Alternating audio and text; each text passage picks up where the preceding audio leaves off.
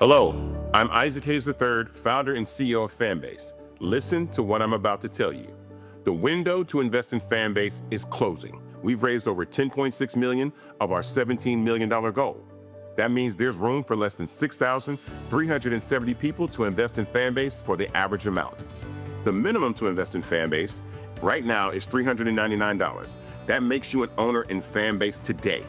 Go to startengine.com/fanbase to invest. Why?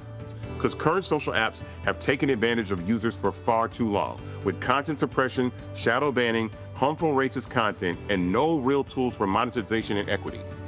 Fanbase has over 1.4 million users and counting, allowing anyone to reach all their following and monetize their content from day one.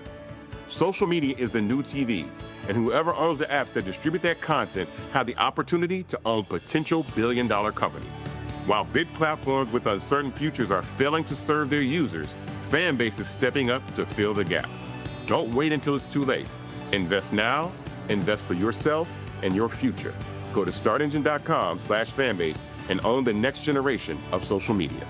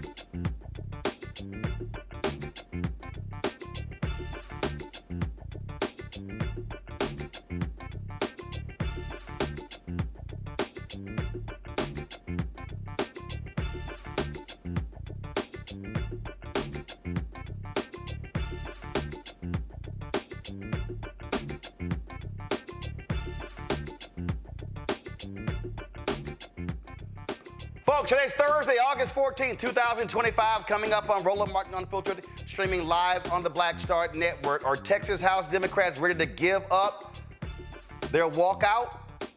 We'll talk to several Democratic lawmakers in Texas to find out what they are prepared to do, but that seems to be the case. California Gavin Newsom, he is ready to fight Republicans, and he launches a major initiative to change the maps in California.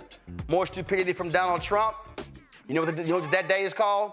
Any day ending in D-A-Y. Plus, remember I warned y'all about the right-wing company PragerU? Well, the Trump folks, they want to replace PBS with this right-wing extremist racist organization. Wait until we show you this video that they have that talks about Columbus discussing slaves. Oh, it's a lot to unpack. It's time to bring the funk on Roland Martin Unfiltered on the Black Star Network. Let's go. He's got it. Whatever the miss, he's on it. Whatever it is, he's got the scoop, the fact, the find. And when it breaks, he's right on time and it's rolling. Best believe he's knowing. Putting it down from sports to news to politics. With entertainment just for kicks, he's rolling. It's on go, roll, roll, y'all. It's Roland Martin, yeah. Rolling with Roland now. He's funky, he's fresh, he's real, the best, you know he's Roland Martin now.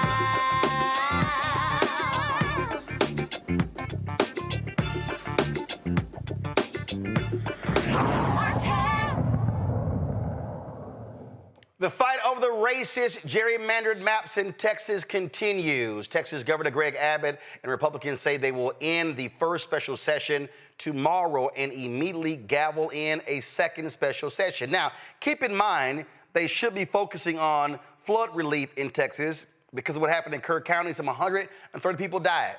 Nope, that's not what's important. What's important is kissing Donald Trump's ass and giving him 5 Republican districts. They've already withdrawn the maps. Now, they have not voted on the maps in the House because 51 Texas Democrats have walked out, keeping them from having a quorum. Now, the other day, what took place in the Texas Senate? This took place. 9 Democrats walked out in Texas, but 2 remain, allowing the Republicans to actually vote and approve those maps. Now, what makes no sense to me is why in the hell did those Democrats stay? Well, 2 of them explain why they stayed, and still to this day, I don't understand why they did because it makes absolutely no sense. I'm going to read their comments in just a moment. Let me welcome a couple of folks to us. Texas Legislative Black Caucus Chair Ron Reynolds joins us. Also, State Representative Charlene Johnson. Glad to have both of you on the show. And also, we have State Representative Jolanda Jones. Must first talk with Caucus Chair Ron Reynolds. Chair Emeritus. Chair Emeritus, okay, Chair Emeritus, okay. So, y'all have been gone. Many of the folks in Illinois, some remained in Texas. They've not had a quorum. and I have been getting calls all day from folk back home in Texas. A number of state lawmakers, been talking to staff and aides, talking to civil rights leaders, religious leaders. And what I've been told is that Democrats are going to give in. They are going to return to the Capitol and allow for the Republicans to have a quorum and allow for these seats, for these districts to be changed. What is going on? Well, Brad, it's always good to be with you. And, you know, I'm going to keep it 100 with you. And I'm happy to be joined by two of my amazing colleagues, Representative Charlene Ward Johnson and Representative Jelana Jones. The Texas Legislative Black Caucus has been 10 toes down leading this fight. When we broke quorum, our goal was to stop the first call special session, raise the alarm bells to make sure that other states like California, New York, Illinois, that if Texas passed a racial gerrymander, that we would make sure that other states did the same damn thing. We want to stop the map. The ultimate goal, though, we knew that with Governor Abbott having the ability to call special session after special session after special session, that we could only delay it so that our lawyers could be in a great position to then file injunctions in the court. And we've been working with our lawyers. I've been on the phone with Attorney Gary Bledsoe. I know Representative Jelana Jones has been communicating. We have gotten, I've been on the phone working with Derek Johnson, the national NACP president. We have LDF, the Lawyers Defense Fund, all ready to go to action if and when the maps are passed. We knew realistically that we could never kill it indefinitely because Governor Abbott could then move, because Governor Abbott could move the primary date that's scheduled for March. He could go and have that primary date move back to May, June, July, and then therefore they would have more time to pass the map. No, because here's the problem with that.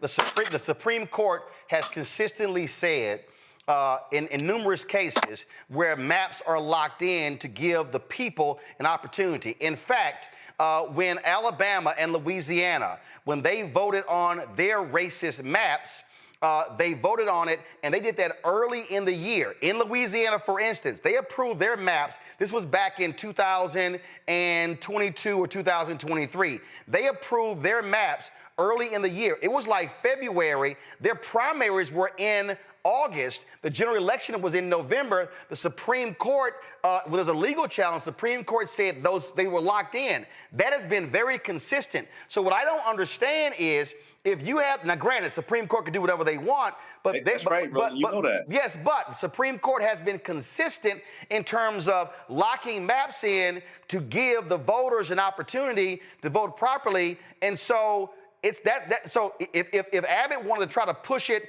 to put to May or June, well, then that meant that the primaries would be then still got a general, and based upon what the Supreme Court has done before, that would not be enough time. So what I don't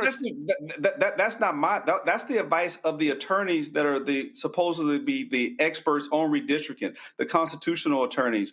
That is based on their advice. They want to be able to have the maps in time to be able to file the injunction to get adjunctive relief in the court. But here's the problem. This is what, again, I need to understand here. I'm going based upon what we saw in Alabama, what we saw in Louisiana, literally in the last 5 years. We saw this with the commissioner's race in Galveston County, where when the maps were changed, the Supreme Court says if there's enough time for there to be a lawsuit which forces them to redraw the maps, then fine. But if there's not, then they lock it in place. What I don't understand is if you wait until, let's say, December, okay, right now. So that means, let's say y'all go back, fine, on Monday. Within 30 seconds, they're gonna approve the new maps. Done. So now, Thursday, you're talking about August 18th. That now means September, October, November, December. It's more than enough time, so that means they're gonna lock in these maps. That means we're gonna lose 2 black congressional districts. That means that every candidate that's filed to run for Congressional 18 now has to figure out, do they run against Congressman Al Green in the 9th district? And so y'all are actually helping them with their cause, because they can say, hey, it's enough time. They can now file. The voters know the district lines have changed. The primary isn't until March. we're good. Well, Roland, I think that what you're saying is plausible, but again, we're relying on the experts of the attorneys. And on top of that, one of the main goals was to get California to get off of their ass and other blue states to get off their ass. I'm sorry, We raised Representative Reynolds. I'm sorry. This is the issue for me. This is the issue that I have. I am 56 years old. My parents are from Texas. My grandparents, maternal, migrated from there. My paternal grandparents, my ancestry dates back to the 1800s in Texas. I have 9 nieces, 4 nephews. My nephew just had a child. My niece has a child due in November. All of them live in Texas. And the reality is, Texas Democrats, Texas members of the legislature are elected to protect Texas. California can do what they want to do. Illinois can do what they want to do. Virginia, Maryland, but Texas is elected to represent Texas interests. Now, if Gavin Newsom does what he does, that's great. But the reality is, how do you not fight? Y'all were out 2 weeks. The Montgomery bus boycott was 382 days. So are you saying that that's it? One session, we're going to go back, then we're going to fight? I mean, I don't understand. No, let me just say this real quick, Roland. I agree. I don't disagree with you in principle because I'm a fighter. I believe in going to the balls to the walls. But unfortunately, with respect to the numbers, they're 4 members away from having quorum. We don't have a consensus of other members that we believe would hold out the entirety. And isn't that the problem? Well, then, how then can you? How then, and this is a fundamental problem that Democrats face in Texas and the country.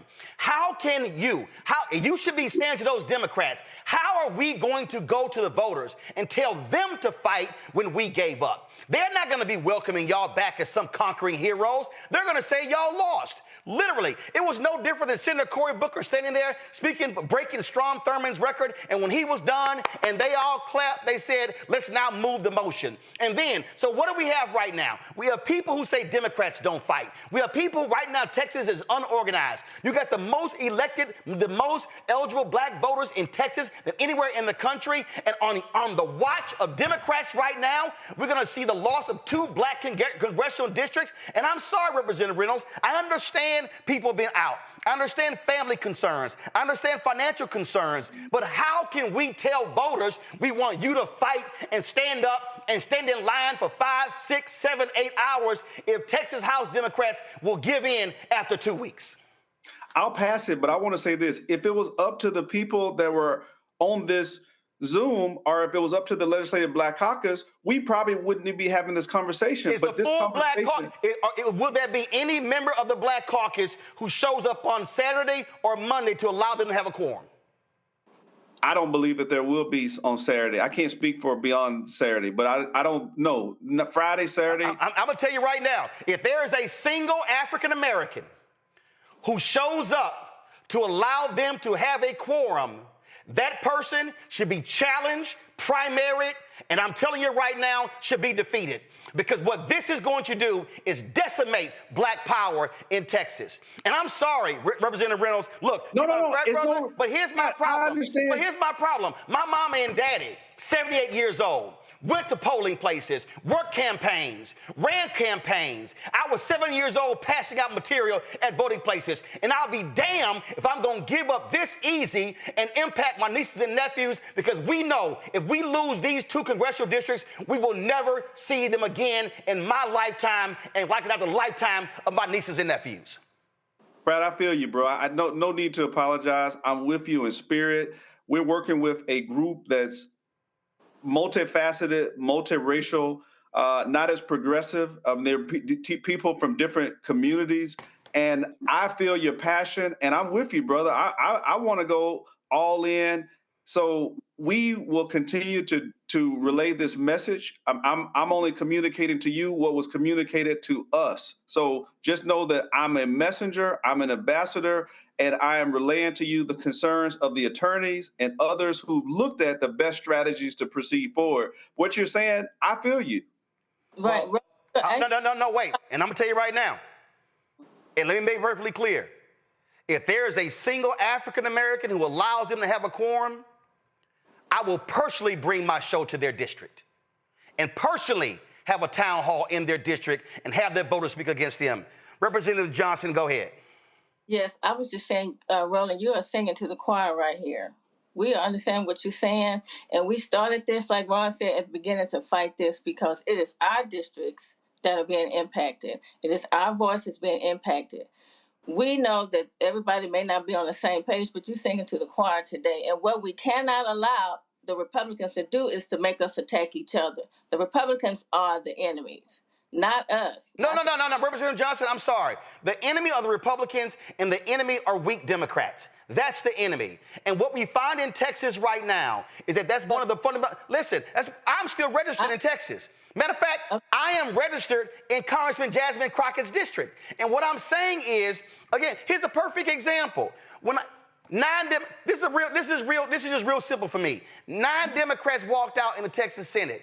If the other 2 had walked out, they couldn't have passed the maps.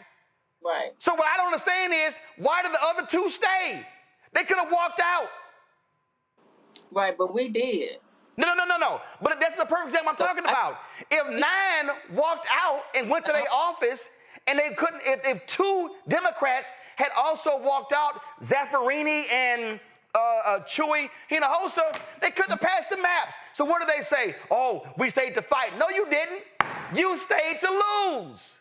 So you're going to go into their districts, into those 2 Democrats that stayed, you're going to go in their district? You goddamn right I ain't got a problem doing it, because this is the problem. And I'm telling y'all right now, black folks are saying, oh, Democrats, y'all want us to fight, organize, mobilize, swing, and put all the work, and then when we do, then you don't even have the gumption to force a second or a third session. You give up after 2 weeks. Representative Jones, go ahead. So I 1,000% agree with you. You're on mute, No, she's here. We hear. I'm 1,000% in line with you. I ain't gonna be there on Saturday or Monday. Let me be clear. If this is my respectful opinion, if we go with them, we allow the people who are not losing seats. Okay, the people that are losing seats are black people. Okay, they are losing seats, and we will never get them back.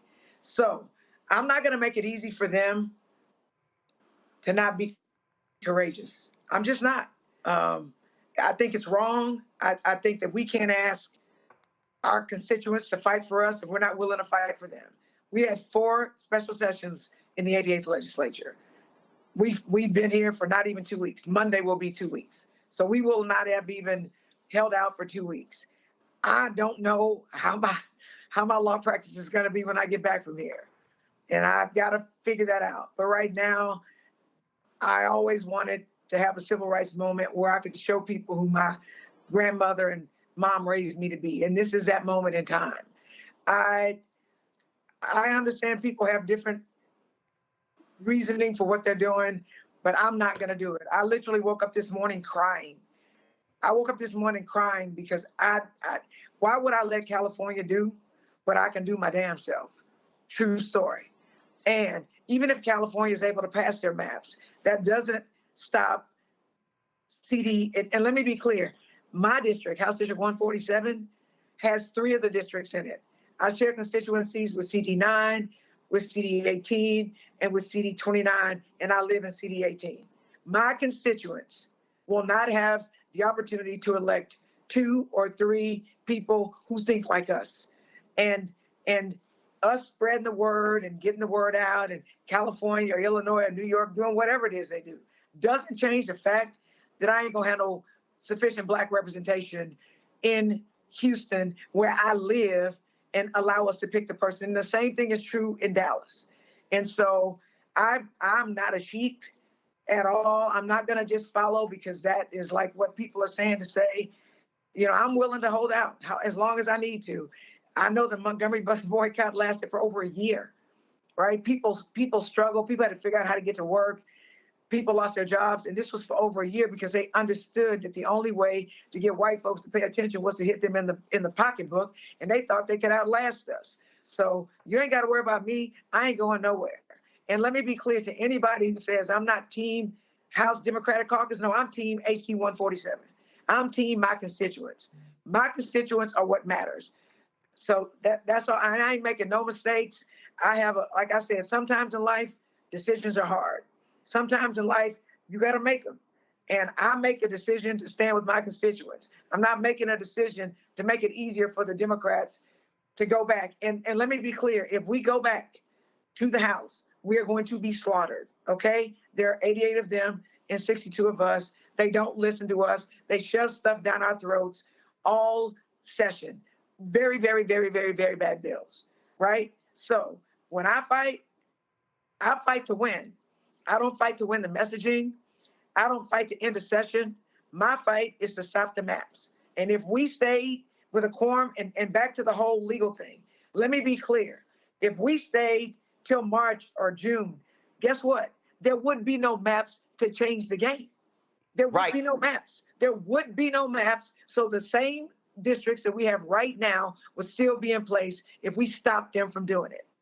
So I'm a lawyer. That's legal fiction. People can say stuff. I cannot let people be on me and tell me it's raining. I'm just not going to believe it. If we fought, if we stopped it, there would be no new maps for people to vote on.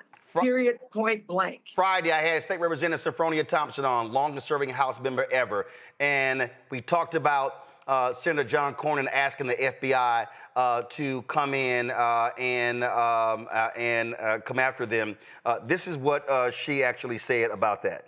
It's a civil warrant. It's not a criminal warrant. And number three, Tom DeLay tried it in 2003 when we left and went to Ardmore, Oklahoma.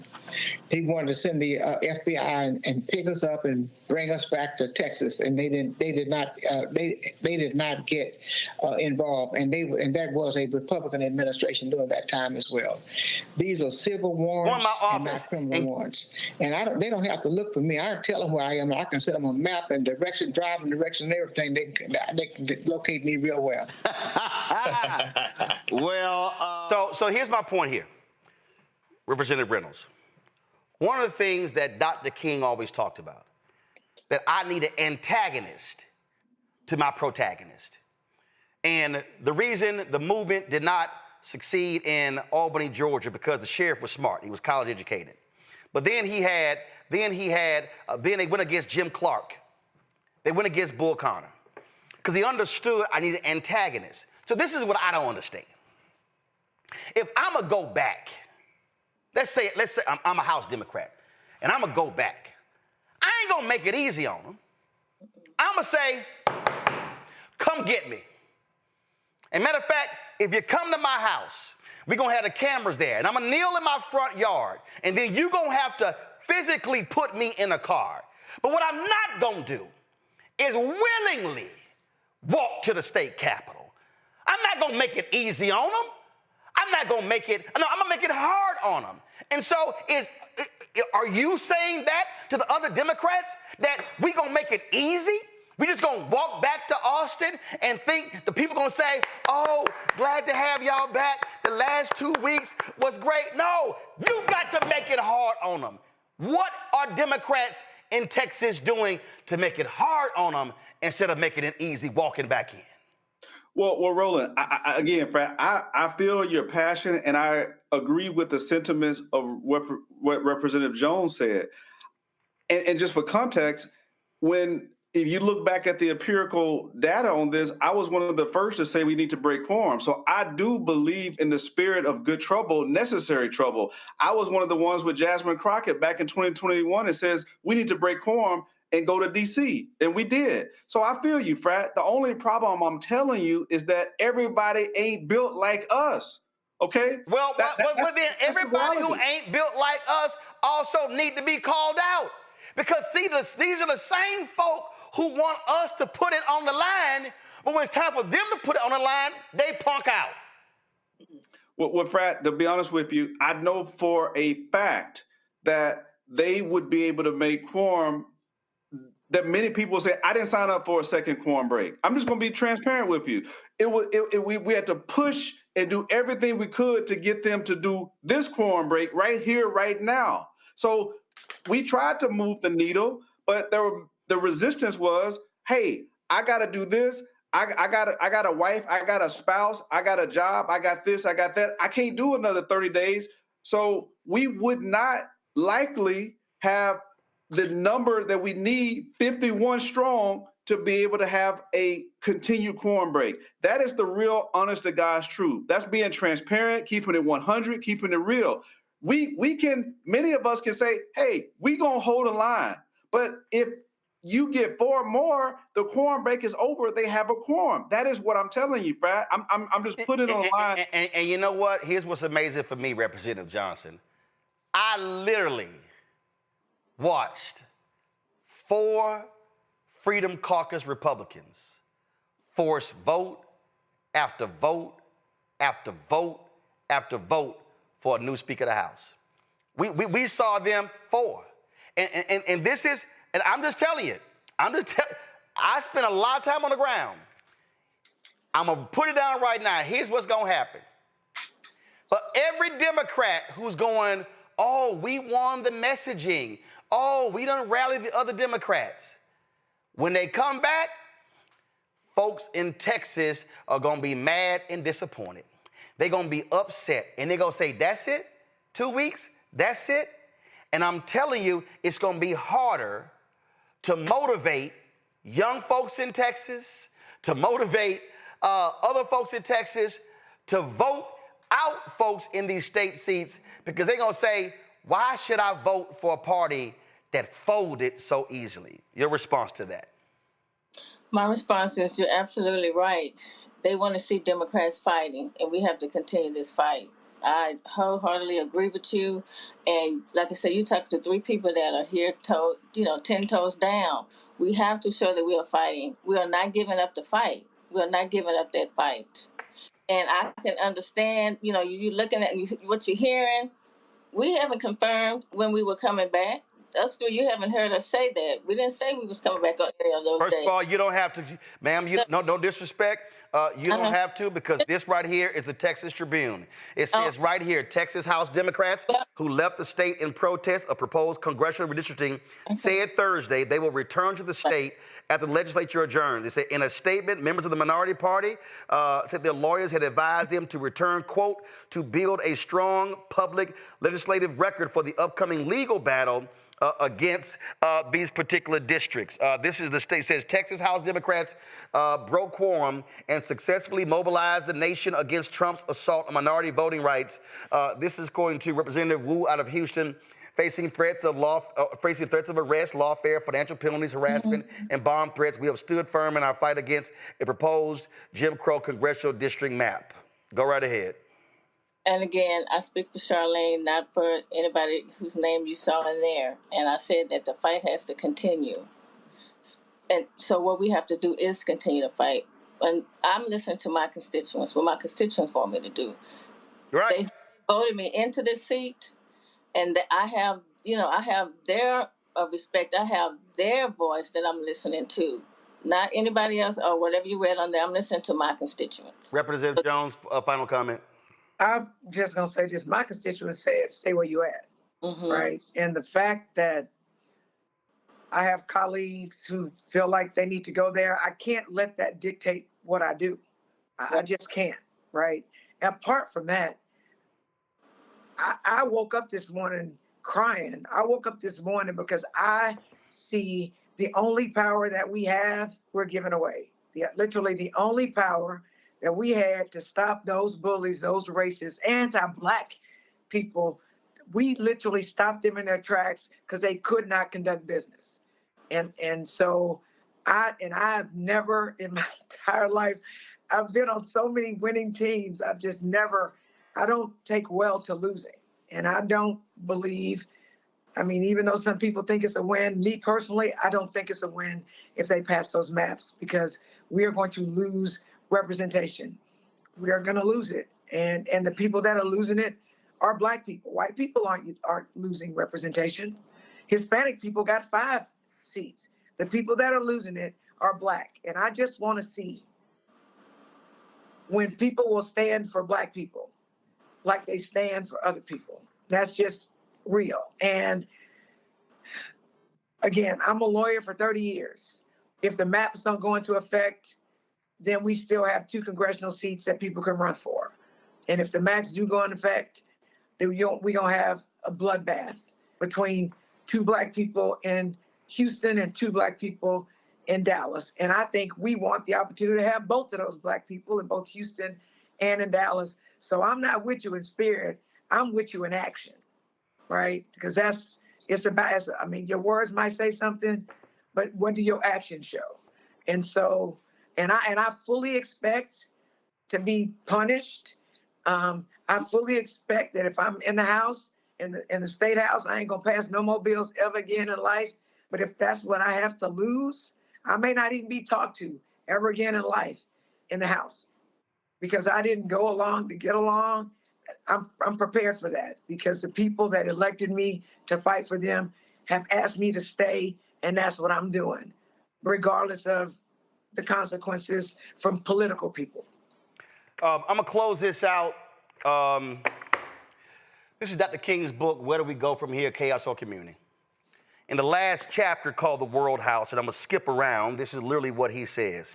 He writes, the present upsurge of the Negro people of the United States grows out of a deep and passionate determination to make freedom and equality a reality here and now. What we are seeing now is a freedom explosion, the realization of an idea whose time has come, to use Victor Hugo's phrase. The deep rumbling of discontent that we hear today is the thunder of disinherited masses rising from dungeons of oppression to the bright hills of freedom. All over the world, like a fever, freedom is spreading to the widest liberation movement in history.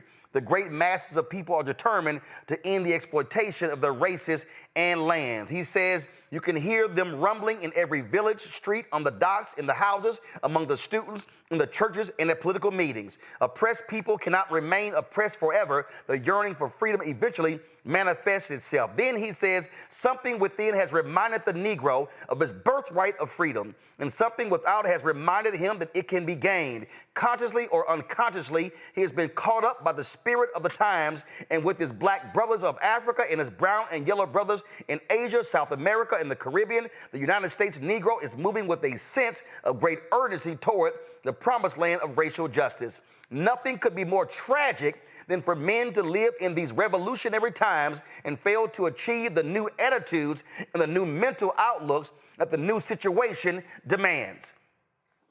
Very simple. The people today, the voters today, millennials, Gen Z, Gen Alpha, these are not the same folk as baby boomers and Generation X. And the reality is, fewer African Americans are self-identifying as Democrats. People are saying, I don't see fighters, I don't see people standing up. And what they're also saying is exactly what Representative Jones says. We have been the backbone of the Democratic Party. We have been the ones who have withstood the battles and the fights and have carried the torch. And when the hell do the other folks stand up and fight as hard as we do? I understand every single point that you've made, Representative Reynolds, Representative Johnson, Representative Jones. But I'm telling you right now, y'all should go back to that caucus and you tell Representative Wu and you tell Tallarico and you tell Anachi and tell the rest of them, they are going to have a problem when they let these racist maps go through, and they going to look up, and if you think Black folks have said we sitting out and we going to spend times doing line dances, boots on the ground, they are in for a rude awakening when they come to Black churches and Black neighborhoods and say, where you at? And the response is going to be, where in the hell were you at? We needed you the most. I thank all three of you for your work. And again, let every member of the Black Caucus know, any member who stands with these Republicans and gives them a quorum, I'm putting their names and their faces on this show every single day, because they got to be called out. And let me be real clear. I understand other folk, but this show centers African Americans. Let those Black members know that if they buckle, they will be called out.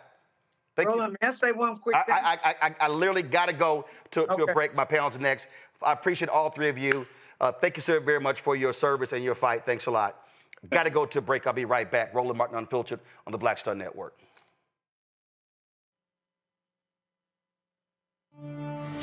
Now streaming on the Black Star Network. getting like this major artist like Snoop to be like, yeah, you're going to be the flagship of Death Row Records is crazy. Because I'm like, okay. When he got the call, I was in the room. He was sealing the deal. It's done. And I was like, man, congratulations. You know, I got me a drink. You know, he rolled up, and we were sitting there talking, and I was like, oh man, I can't imagine how many rappers you're going to have on this label. It's going to be. He was like, I'm not doing that. I'm like, what do you mean? Like, that's Death Row, Tupac, Suge, the whole look. And he's like, no, you're going to be the flagship for it. You're going to do it first. And I'm like, you try. Well, look, I'm R&B. Like, right. This Death Row's not R&B. He said it is now. He was like, I'll get rappers later. Don't worry about that, but I want you to take over. I'm like, oh, I was nervous. I was like, there's no way this is going to work. People are, and of course you get a little backlash from, on the comment section, when he's posting about it. It's just like, he's R&B, that's not Death Row. And we had to slowly kind of get people acclimated to it.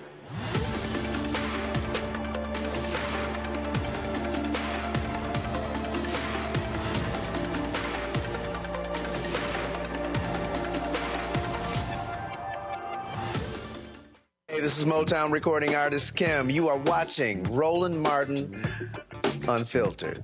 That boy, he always unfiltered, though. I ain't never known him to be filtered. Is there another way to experience Roland Martin than to be unfiltered? Of course he's unfiltered. Would you expect anything less? Watch what happens next.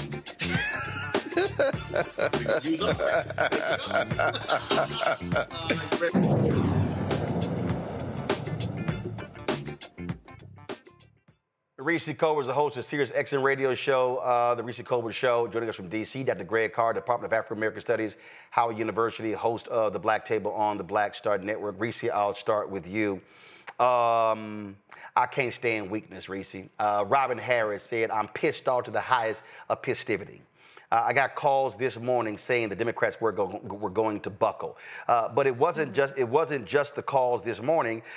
In fact, last week, Representative Anchia was on this show, and when we talked to him, he literally laid out that this was the plan, that this was the agenda, laid out, well, we got folk, it's a lot going on and stuff along those lines. And when he was talking, I was sitting there going, I said, okay, here they go expressing his weakness, here they go. And I'm telling you, they think it's just going to be business as usual, and it's not. I mean, I'm going to do this here. I'm going to play for you exactly, go ahead and roll. This is what he said on this show Friday. And we have jobs and families back home. We set some pretty clear goals when we started this quorum break. The first one was that we were going to try, and it was going to be very hard because of the frenetic Trump media cycle, to capture the American imagination on redistricting. We wanted people to be talking about redistricting in barbershops, on street corners, and on shows just like this, just like you're doing, to try to raise consciousness. I think we've done that. I'm really pleasantly surprised because this little band of Texas state representatives was able to help elevate the conversation. The second thing we wanted to do is work with blue state governors to get them ready. Because if we had just let them run over us on the House floor, this would have been a 2-day media cycle, and it would have been over. Like, nobody would have paid attention to Texas. It would be like, Texas Democrats lose, okay. So that's why we couldn't let that happen.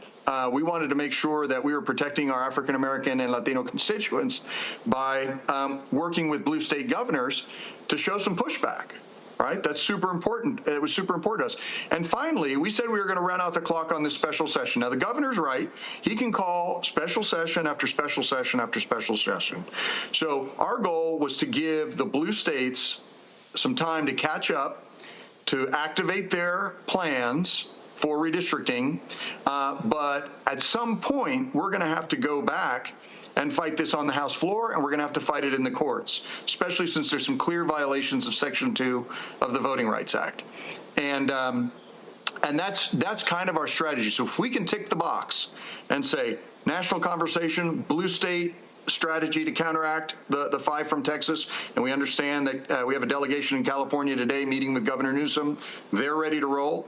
And we run out the clock on this special session, we will have succeeded, and the rest is up to blue state governors that have the trifecta of the House, the Senate, and the governorship to really counteract this stuff. You ain't gonna succeed shit, Reese. What's gonna happen is you're gonna go there, they're gonna gavel that sucker in a session, and they're gonna pass this bill in less than 60 seconds. This is where Democrats fucked up. Democrats have the delusional idea that they are ever going to get an A for effort, that they're going to get a credit for trying. Right. Oh my God, that was great. I mean, y'all are heroes. Y'all sat out 2 weeks. Yay. Yeah, I mean, I think that good for them. They did something. I mean, people are constantly saying Democrats do something, Democrats fight, show us something. But the reality is that elections have motherfucking consequences. And the consequences are that in the state of Texas, you have a Republican governor who should have never been reelected after Uvalde and all of the other heinous things that have happened in Texas, but he was reelected comfortably against Beto. You have a Republican control of the Senate and the representatives over the House, whatever it's called in Texas. And so they have the power. Democrats have to start getting fucking real with voters about the fact that when Republicans have power, they get to do very bad shit. And the only way to ensure that Republicans don't have power to do very bad shit is to vote their asses out and vote Democrats in. They try to do that every election cycle. People don't believe them. And they're like, oh my God, I can't believe bad things are happening. Well, what the hell did you think was going to happen? Of course it was going to happen. But another thing that this reveals, I said it last week on your show, Roland, that there was no real long-term strategy. There was a short-term strategy as the guy laid out there. Stop one special session. Okay, well, then here come the next one. They raised expectations too high. And now the people who did something, who aren't the enemy, are becoming the villains in the situation. So what I'm interested in seeing here is Representative Yolanda Jones. She is part of a crowded primary field for former Representative Sylvester Turner's seat. I'm interested in seeing if those voters decisively reward her with that seat in the primary, and they say, you know, we want a Yolanda Jones. No, no. She's filed for District 18. There's not going to be a District 18. Well, I don't know. No. No. Let me walk you through this here. There are about 20 people who have filed to run for District 18. That's the district held by the late Congressman Sylvester Turner, Congresswoman Sheila Jackson Lee, Craig Washington, Mickey Leland, Barbara Jordan. Republicans are getting rid of that district. They have moved the line so Congressman Al Green, who is currently in District 9, who's currently living in where he is, they've moved his house to District 9. He is going to run for re-election. So 18 is being wiped. But is there not a special election happening here? No. Follow me here. The election, there's a special election, but here's the problem. You're gonna have the special election, but that seat's gone. So here's the deal: they have to file for that seat. The filing date, I think, is September. The special election is in November to fill 2025. 25 to fill District 18. Okay. But when the Republicans pass the map, then 18 gets wiped out.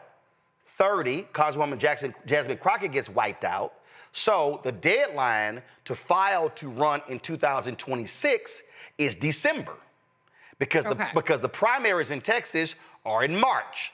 So Representative Jones, if Representative Jones wins, and she's running against former Councilwoman Amanda Edwards, County Attorney Kristen Menifee, and a host of others. So if she wins, she's there for 1 year. But she has only 1 month to decide whether she files to run against Congressman Al Green in District 9. Yeah. But my point, Roland, is that if the premise is that Democrats get all this credit for fighting, then one way that we can show that, the evidence will show, even no matter how short-lived this district is, the evidence will show that Representative Jones will win that crowded primary. And that's what I'm saying. That's one of the ways that we can put our mouth where our vote is, and where Texas Democrats who are outraged about Texas Democrats being so weak, that's one way they can say, hey, when you step up to the plate and you stand firm, then we're going to make sure that you are the person that represents us. I'm interested to see if that happens. I think she deserves it regardless, but I'm interested to see, because there's always so much talk about how much, we want Democrats to fight. And very often, those same Democrats are not rewarded. Well, here's the whole deal. I mean, and listen, she's a former city council member. She's a former school district member of the school district. She's now in the state house. And so if you look at fundraising, endorsements of polling, she's leading that. Again, that's fine. But what I'm saying is, she's gonna have a month. She's gonna have a month to say, I get it. and a month is gonna be, do I run again? So her running is really immaterial to this battle, because if this battle wasn't happening, frankly, based upon any number of factors, it's a good bet that if you had to bet who's going to be in a runoff, it's going to be her. But this is the thing that jumps out for me, Greg. And see, this is why I was going so hard with the Black Caucus. If the Black Caucus, as a caucus, said, we ain't going back, all of us are going to stand here, and if y'all going to do this, you're going to do it without us. That then would have caused them to say, are we going to buck the entire Black Caucus? But see, here's the problem, Greg. The problem is, you got some weak Negroes in the Black Caucus. You got some weak Negroes who refuse to come on this show to talk, and we called them. We need to go back. Because you know what happened? When they had the last walkout, and I know him personally, but he punked out, Garnett Coleman. We need to go back. For what? To get slaughtered? He participated in the breaking of the quorum. Ron Wilson, his sorry ass. When Tom DeLay pulled that shit when he was in Congress, the first time, Ron Wilson brokered a deal, because see, he thought he was going to get the congressional seat of Al Green. And you know what happened? He ran. So he partnered with the Republicans, lined with them, and he went back. And you know what happened when he ran for that congressional seat? Got his ass whooped. And then you know what happened when he ran for his state rep seat? Got his ass whooped. So my point is, if you are the Texas Legislative Black Caucus, you all stand firm and say, if y'all gonna break the quorum, then y'all gonna do it without any of us. Yeah, it'll be a Pyrrhic victory. It'll be symbolic. The Democrats will lose, and will take the next step toward the inevitable, which is the fracturing of the American state. This battle's already been lost. This battle was lost at the ballot box. Some people may accuse you or me or Reese or anyone else speaking on the specific subject I'm about to say as shaming voters. I wouldn't call it shaming voters. I would say forcing human beings to look in the mirror and say that you put the knife in your own throat by not registering, by not checking your registration, and by not voting. This battle has already been won by the white supremacists, but the war has not been won by the white supremacists. Sure, the the Texas Black Caucus should not go back. I agree with Representative Jones. And I also understand Representative Reynolds in the sense of saying that in some ways this battle will now shift to the courts. Now, as you walk them through in Louisiana and Alabama, the goal should be to get to December. Certainly late fall, early maybe winter, to try to stop this by saying that these maps can't be and it's changed. But let's just say that they fail, and it looks like they're going to fail. If that's the case, they're going to go to court anyway. Now, will they lose in court? Probably. But here's where we're going ultimately. California, Governor Newsom now saying, well, an early November vote to do something about redistricting, maybe Pritzker in Illinois, maybe we see something in New York where their rules are a little different. Certainly Ohio, where there's triggered a statewide redistricting commission, if they can't reach a 60% threshold in the legislature, which they should be able to do. The white nationalists in Florida, the white nationalists in Missouri, where they would carve up Emmanuel Cleaver's seat, the white nationalists in Indiana, probably could claw a few more white nationalist seats in the federal legislature. But ultimately, it's going to come down to this. The type of outrage that you exhibited there in that conversation with Representatives Reynolds, Johnson, and Jones is not going to be shared by millions of black voters in this country who have simply tuned out. Another set of victims, too whipped to choose, to quote Gil Scott Heron, distraction, disinformation, for whatever reason, simply have opted out of the political process. But the thing that will trigger their ire may very well be the stick. Because, see, the thing about white nationalism is, finally, that its overreach comes with a type of hubris that can ultimately trigger the type of response that we need. This won't change until black athletes decide to stop going to Texas and Texas A&M. This won't stop until black stop spending money. But see, they won't feel that until a supermajority in Texas, a majority of the federal legislature, like what we're seeing in D.C., starts harassing black people in the streets. We got an email today at Howard University, and I'm still in Egypt, so we return to school next week.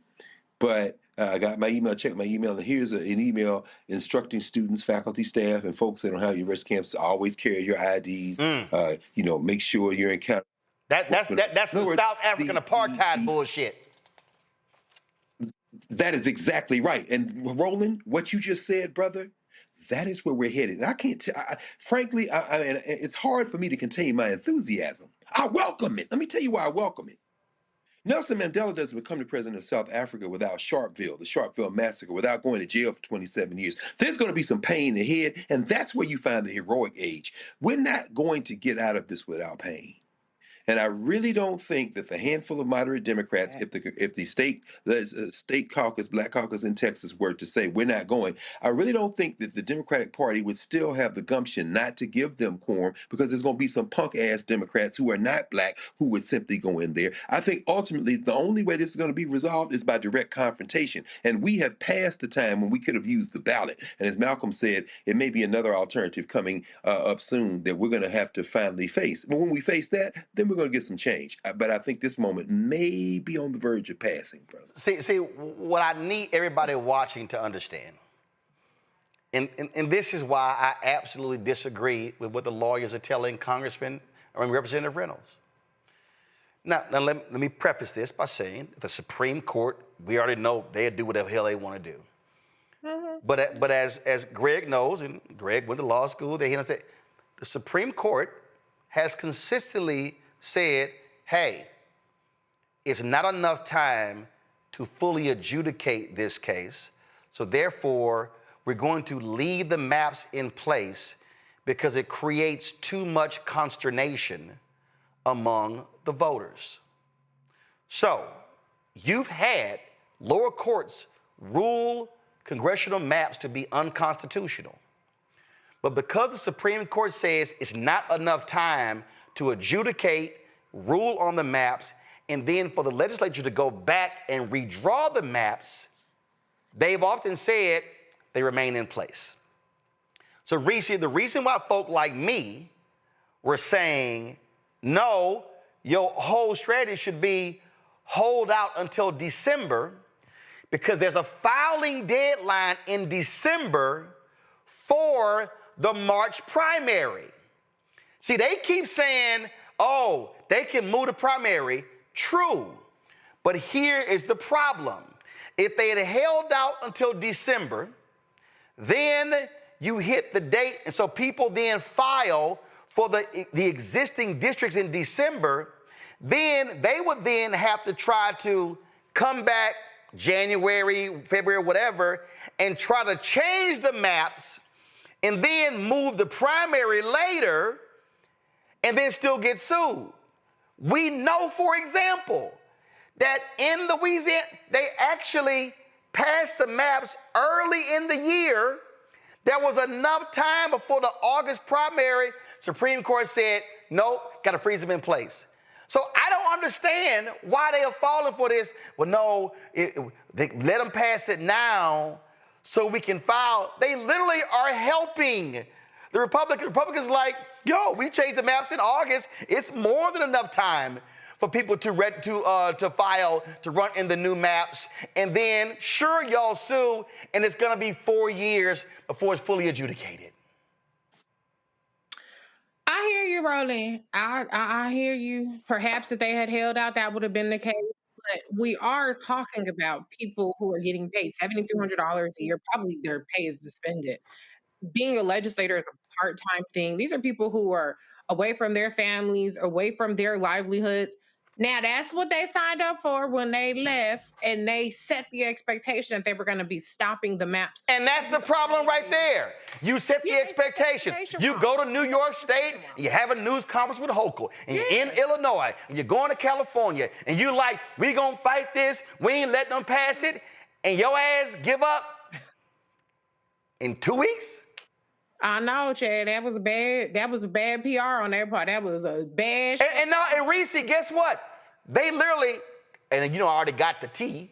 They literally are like, oh no, we've won the messaging war. No, we've won the messaging war. We've rallied the Democrats in other places. No, they literally have been in their meetings saying we're gonna be welcome like heroes. I am not lying. They have literally been saying, can we have people at the Capitol on Saturday when we come back on the Capitol steps applauding us when we come back? I said, y'all got to be out. I am not lying. No, they delulu as fuck. They are absolutely not going to be welcomed back as heroes. They're going to be welcomed back as weak ass people. But I will say this to anybody who was looking at the Democrats as being weak, that's fine. Make sure when these people are up for a primary, when these people are up for a re-election, when you march to the polls to vote their ass out, make sure that you march to the polls to vote out Greg Abbott's ass and vote out John Cornyn's ass and any other Republican in your motherfucking way. And if you're not a regular voter, now would be the time to do that if we get there. To Dr. Carr's point, this might come to a head before that. We're all talking hypothetically as though we're even going to have elections. But my concern, I figured that at some point it will come to some non-voting resolution. But so far, the people out there pew-pewing are the crazy-ass MAGA motherfuckers. The CDC got shot up. The Democrats got killed in Minnesota.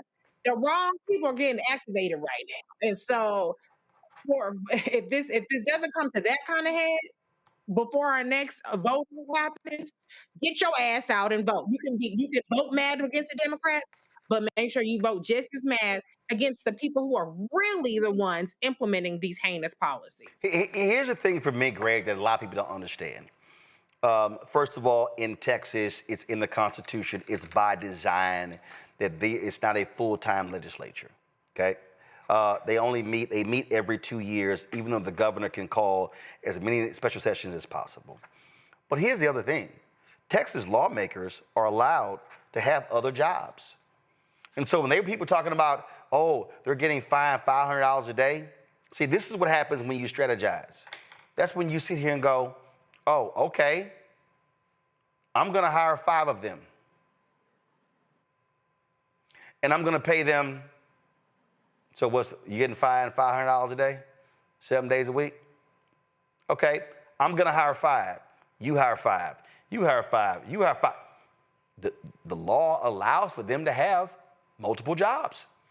They can. In fact, there are state lawmakers who created companies that were getting bond contracts with cities and counties and municipalities who were state legislators. So folks don't even understand that. There are also no campaign limits in Texas in terms of money being donated. See, this is what I'm talking about. To Reese's point, Greg, if you're going to do this, you're going to raise expectations, can you have a game plan that lasts more than 2 weeks? That's the equivalent of saying we got a big football game on Saturday and we have a 2-quarter game plan. Hey, coach, you know it's 4 quarters. Greg, go ahead.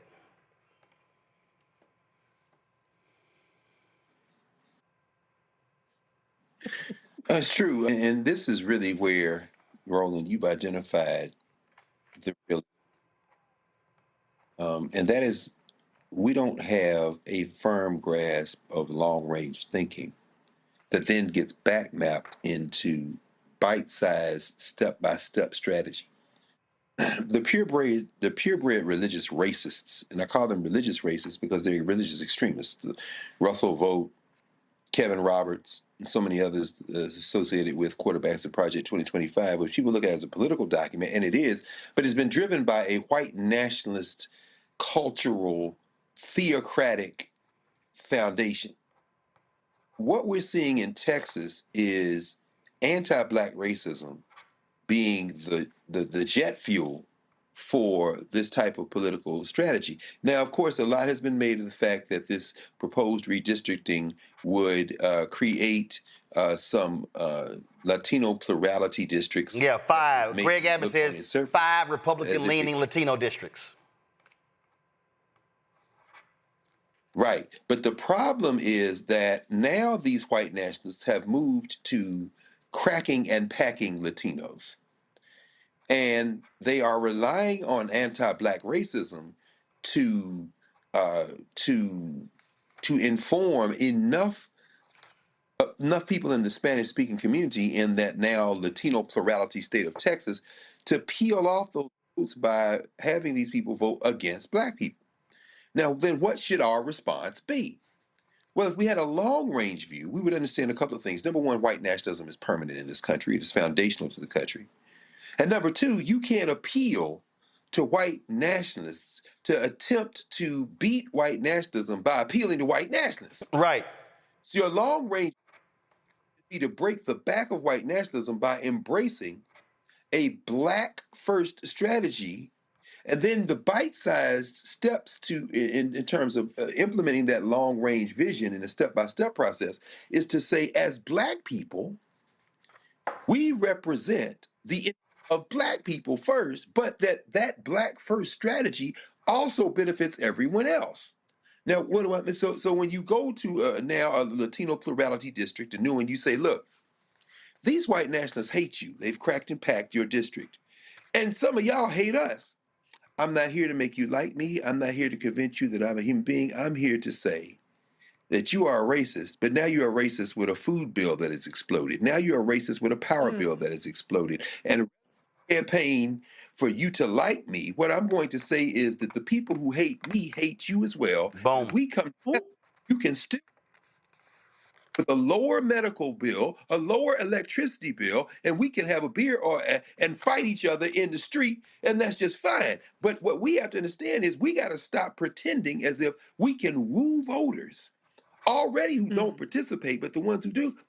Quit pretending as if we can woo voters by somehow gussying ourselves up, washing our faces and combing our hair in a certain way and saying, kee hee, see, we're harmless. No, you got to fight these people. I like the way that shows up.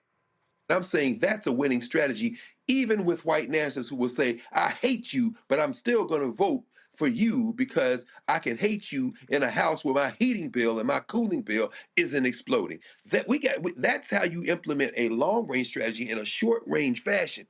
But in order to do that, we've got to look long-range. And long-range is this a white nationalist country, and it's always going to be one. So to close this out, and Risa made this point, congressional districts are gerrymandered. State rep districts are gerrymandered. State Senate districts are gerrymandered. But you can't gerrymander in the presidential race, or the United States Senate, or the governor, or the Attorney General, or the Secretary of State, or the Land Commissioner, or seats on the Texas Supreme Court. Those are all statewide seats. And so I have been saying this to Greg's point about Black first. Y'all, and can't nobody say I ain't been saying this, but I've been real clear why you must give your money to Black Voters Matter. Give the money to Black groups that are mobilizing Black people on the ground. How many times have y'all heard me say that if we vote at 70% of our capacity, if we vote at 70% of our capacity against these white nationalists in Texas, and let's be real clear, y'all, George W. Bush beat Governor Ann Richards. Then when he ran a second time, he ran against what they call a unity ballot. You had a rich Latino banker running for governor. You had a black man who was mayor of Dallas and Ron Kirk running for United States Senate. And then you had a white man in John Sharp who was running, I think it was for lieutenant governor. And guess what? They all lost. So they presented this multiracial coalition. And Republicans have controlled Texas politics for the last 25 years. They own it. Every statewide office. And the reason they keep winning, there are multiple reasons. But one of the reasons is that the 254 counties in Texas, Democrats only have 81 county offices. That's one. But the second reason is because malaise. People have just been so upset. Well, you know, we can't do anything. When Beto lost against Greg Abbott, 75% of young people under the age of 30 That's right. did not vote. Texas has more eligible black voters than any state in America. Texas is an unorganized state. It is a state that's not been mobilized. And what I'm saying to black people, if any black member allows them to have a quorum, you primary them and you take them out. But then what you do is you absolutely take out Ken Paxton or John Cornyn for United States Senate. And then what you do is you take out, in 2028, That's right. you take out Abbott. You spend the next 3 years mobilizing that state and telling folk, y'all still want to live underneath this here?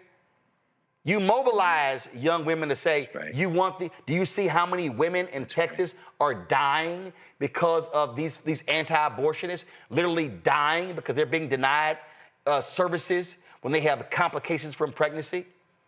Do y'all understand that I have a niece who is due, my oldest niece, my grandparents' oldest grandchild, who is due in November? I'm fucking scared to death because these assholes, if anything happens with her pregnancy, because of these assholes, she may not get the proper care because of the laws that they have established. See, to Greg's point, to a lot of folk, the shit ain't real till it get personal. And so earlier today, I was sitting in the chat and some folks were like, man, Roland, I understand, but you want the folks to do this here and do that here, but a lot of us are comfortable. I said, God damn it, I ain't comfortable. I said, because I pay the taxes on a house in Dallas County that my parents live in. And when I go home, and I've got family reunions, and when I sit here, and again, 9 nieces, 4 nephews, when I look at family members who are all in Texas, God damn it, that's blood, sweat that's in that fucking soil. And when I look at people today give up this easy, when I look at people today and you tell me that you ran for office to stand and fight for folk and all you could do is last for 2 weeks, and when I hear Synfronia Thompson, who's a running buddy of my grandmother, who says, you ain't gonna look for me, I will show you the map to come to my house. Don't tell me you're going to walk back willingly to the state capitol. Don't tell me you're going to sit here and say, well, we're going to go over there and we fight. No, you're not. And if you didn't want to fight, then goddamn it, leave. Let somebody else in that position. Because what we are talking about is a battle that's generational. What we are talking about right now, go to my iPad, the United States Supreme Court is going to reconsider the congressional district in Louisiana, and they literally are going to rule against race-based congressional districts. And I need all of y'all to understand that what is on the ballot is they could wipe out with one goddamn ruling more than 30 black congressional seats. That means right now the Congressional Black Caucus is the largest caucus in the United States Congress, and this Supreme Court could literally wipe out half of the damn Congressional Black Caucus. So don't tell me you're being too emotional. Don't tell me it doesn't matter. Right now they're looking to wipe out Congressman Cleaver in Missouri. They're looking to wipe out Congresswoman Sykes in Ohio. They've already wiped out a black seat in Florida. I've told y'all repeatedly that they want to defund Black America. They want to take everything economically, everything politically, academics, business. They want Jim Crow 2.0 to return. And what you had better understand is read a goddamn history book. Because this is exactly what happened after the 1875 decision. This is exactly what happened after Plessy versus Ferguson, when they wiped out Black representation in Congress. Go read the speech of that last Black Republican who was from North Carolina. The reason the Congressional Black Caucus Phoenix Awards is called that because he said to them, you may wipe us out now, but we're going to rise like a phoenix. Every single one of y'all watching, y'all want to understand why I'm trying to tell y'all, stop sitting here debating this bullshit, LeBron and MJ, and we talk about dance and everything. These white nationalists literally are trying to wipe out every Black advancement that we have seen, not since the Civil Rights Movement, but since Reconstruction. This is not a drill. This is reality. You had better understand, I'm not going to be silent while it happens. And if you are Black, if you're unwilling to fight, if you ain't got the spirit of Shirley Chisholm, of being unbought and unbossed, well, get your ass out the way and let some folks in who are ready to do battle. I'll be back.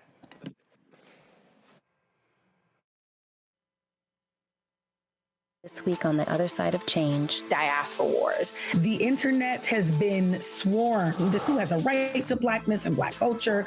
Who is overrepresented, underrepresented? It's too much. It's making us dizzy. We don't have to be prideful without this air of superiority, right? All stories matter within this Black sphere that we exist in. Only on the other side of change on the Black Star Network.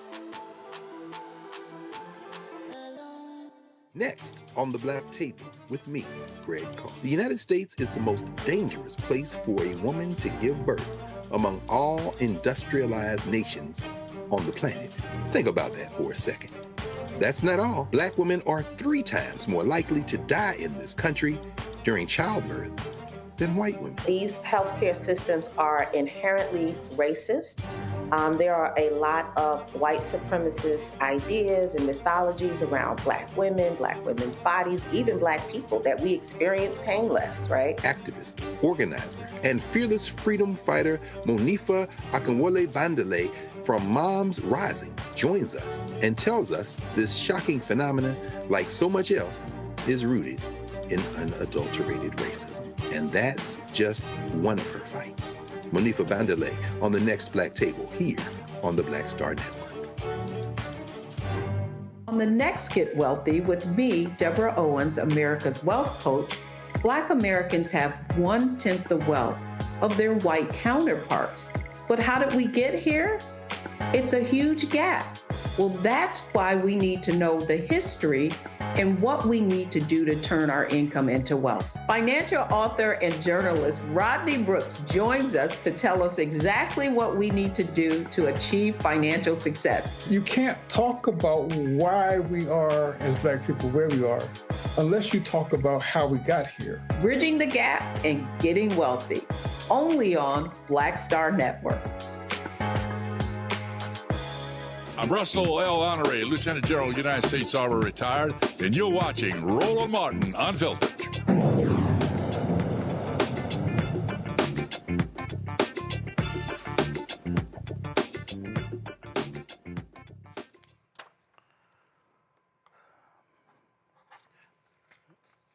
I laid out why I'm so pissed off. And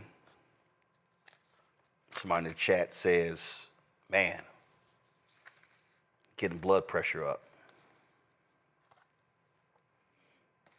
And my problem is that we literally have folk who do not understand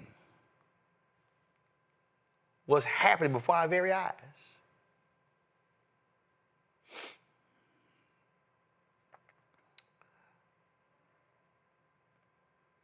When Greg just sat here and talked about how university students, faculty, staff, the Mecca, that's what it's called. You hear the real HU. Get an email in 2025 in so-called Chocolate City? Be sure to carry your ID.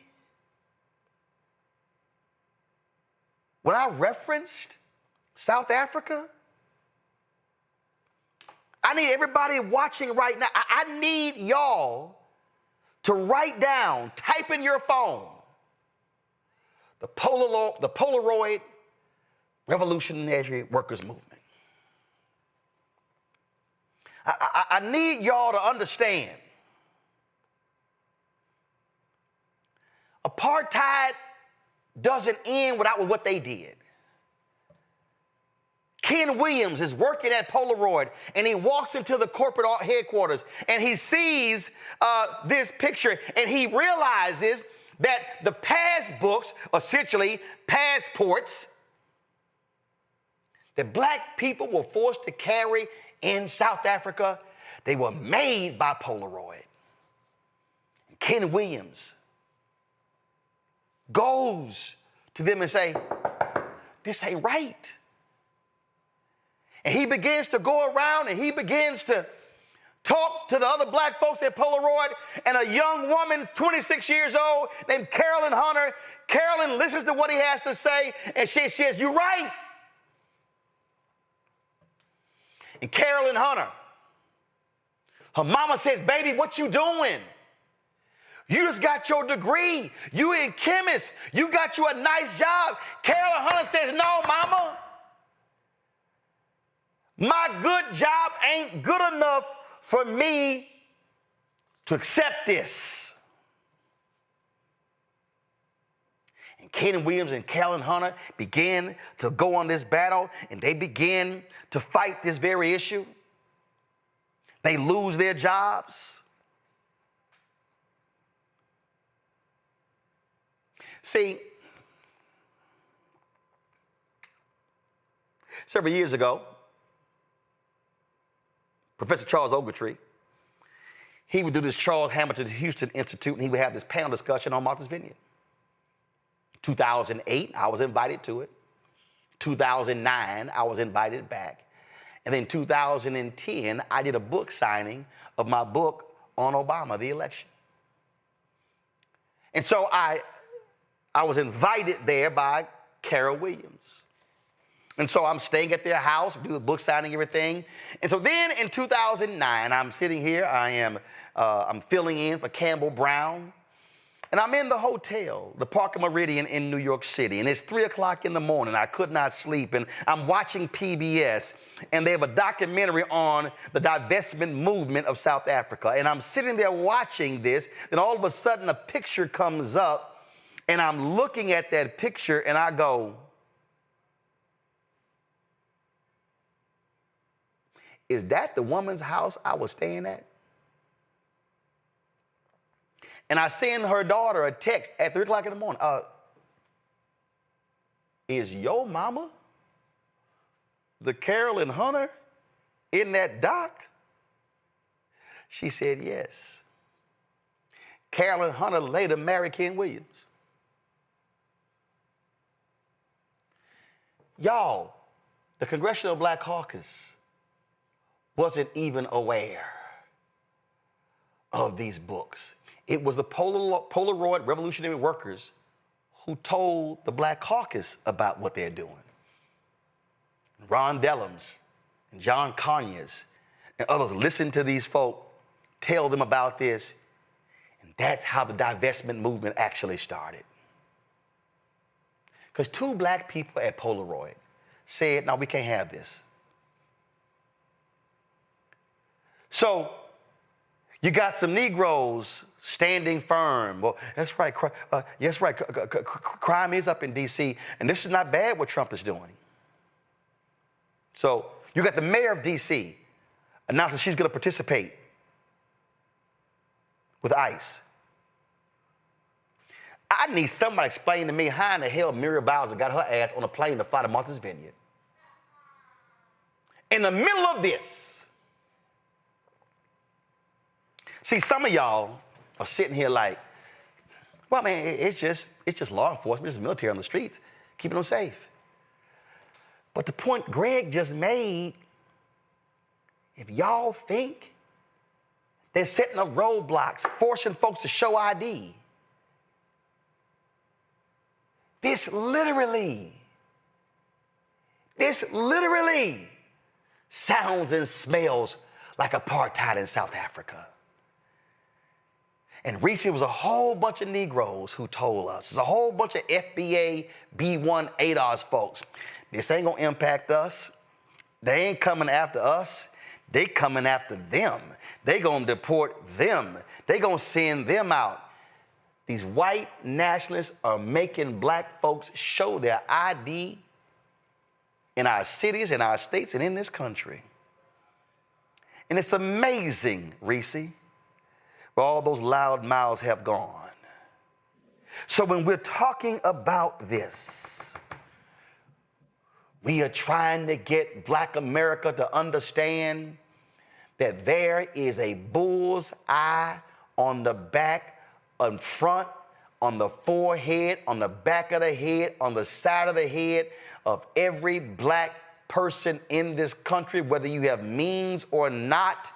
And they have no problem saying they are going to pass laws and restrictions to subjugate us as best as they can. They may not be able to put us in shackles as they did for 243 years, but they damn sure want to put invisible shackles on black America.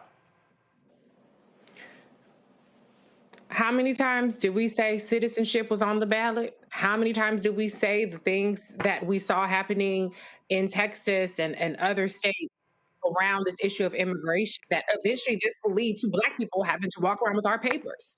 A week before Donald Trump activated the National Guard in DC, they were doing checkpoints on Benning Road at about 10 locations throughout DC, where any car going through was stopped by federal law enforcement. We saw video today of people who are driving, or not driving, but riding bikes, DoorDash delivery riders, Uber Eats, being stopped and then detained by ICE. I saw a video of the cops. Now, this was the Metropolitan PD, who has never been known to be benevolent towards black people, let alone bringing in the damn National Guard, asking somebody who was sitting on their own property for ID. That person asked, was there any complaints around here? No. We are living in a situation where black people, as you said, Roland, we are in the bullseye. And we saw this coming. They said they were going to do it. They started off with the migrants. They rounded so many of them up. Now they got to do this mass incarceration. And Donald Trump said, stay where you are. Criminals were going to come and get you. Who does he think the criminals are? Black people.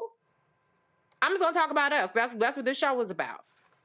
So if you have outstanding warrants, if you have bad child support, if you got a bench warrant, if you got unpaid parking tickets, you can't run and you can't hide no more. Because now you have all these people activated for the sole purpose of fucking with black people. And people started to say when this happened, well, you know, these badass kids, they out there carjacking. So then why is it that Howard University students and faculty and visitors are being advised to walk around with their IDs? This has never been about actually fighting crime. This has for fuck sure never been about keeping black people safer.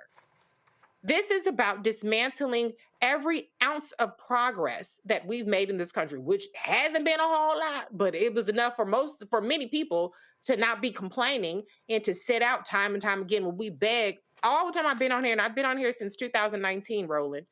Every episode we beg Black folks to vote. Vote your capacity. The unregistered motherfuckers, you are lost cause. But even if the people who are already registered voted, we have the capacity on our own to make the difference. And no, it's not only our responsibility, but this is life or death for us. So everything is at stake. Unfortunately, we can't combat this in the next 10 days, 100 days. This is a long-term fight. We got to try to rack up some wins. We got to try to turn the tide. But we have to recognize that this is a much bigger threat and a much bigger fight than it had to be. Greg, for the people who don't understand, how a university exists by a federal charter? Donald Trump could literally put ICE agents, FBI agents, and the military on Howard University's campus. And in red states, he could literally put the National Guard on HBCU campuses, and the Republican governors are going to let them do it. See, all these black folk need to, see, they don't understand. They don't understand what we are dealing with. They don't understand you are dealing with an individual and the twice impeached, criminally convicted felon con man in chief Donald Trump, who has no morals, no values, no principles, no ethics, no integrity, no decency, and no honor. And a Republican Party that doesn't care, including the help, such as Tim Scott, Burgess Owens, Byron Donalds, Wesley Hunt, that Jones dude, who somebody told me is an alpha out of Michigan, they don't give a damn, and they not gonna say a word.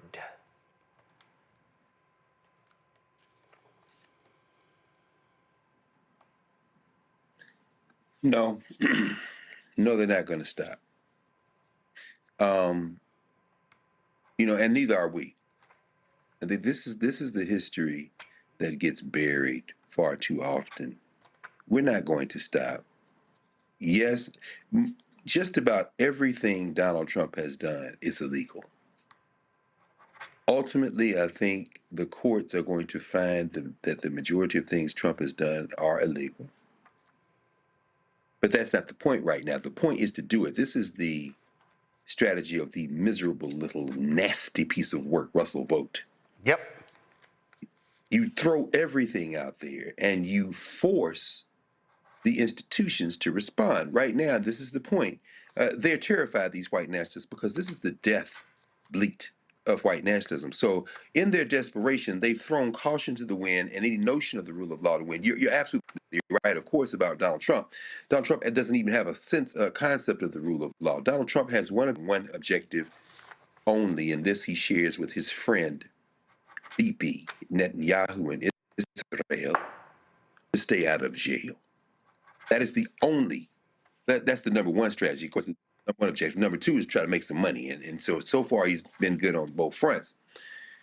But when it comes to the overplaying their hands by white nationalists like the people in Congress and others, they are now moving to a point where two things are going to happen. Number one, the courts are going to declare a lot of this illegal, so like occupying college campuses with the National Guard, like declaring states of emergency with no true authorizing principle in any of the statutes that they claim allow them to do it, and so forth.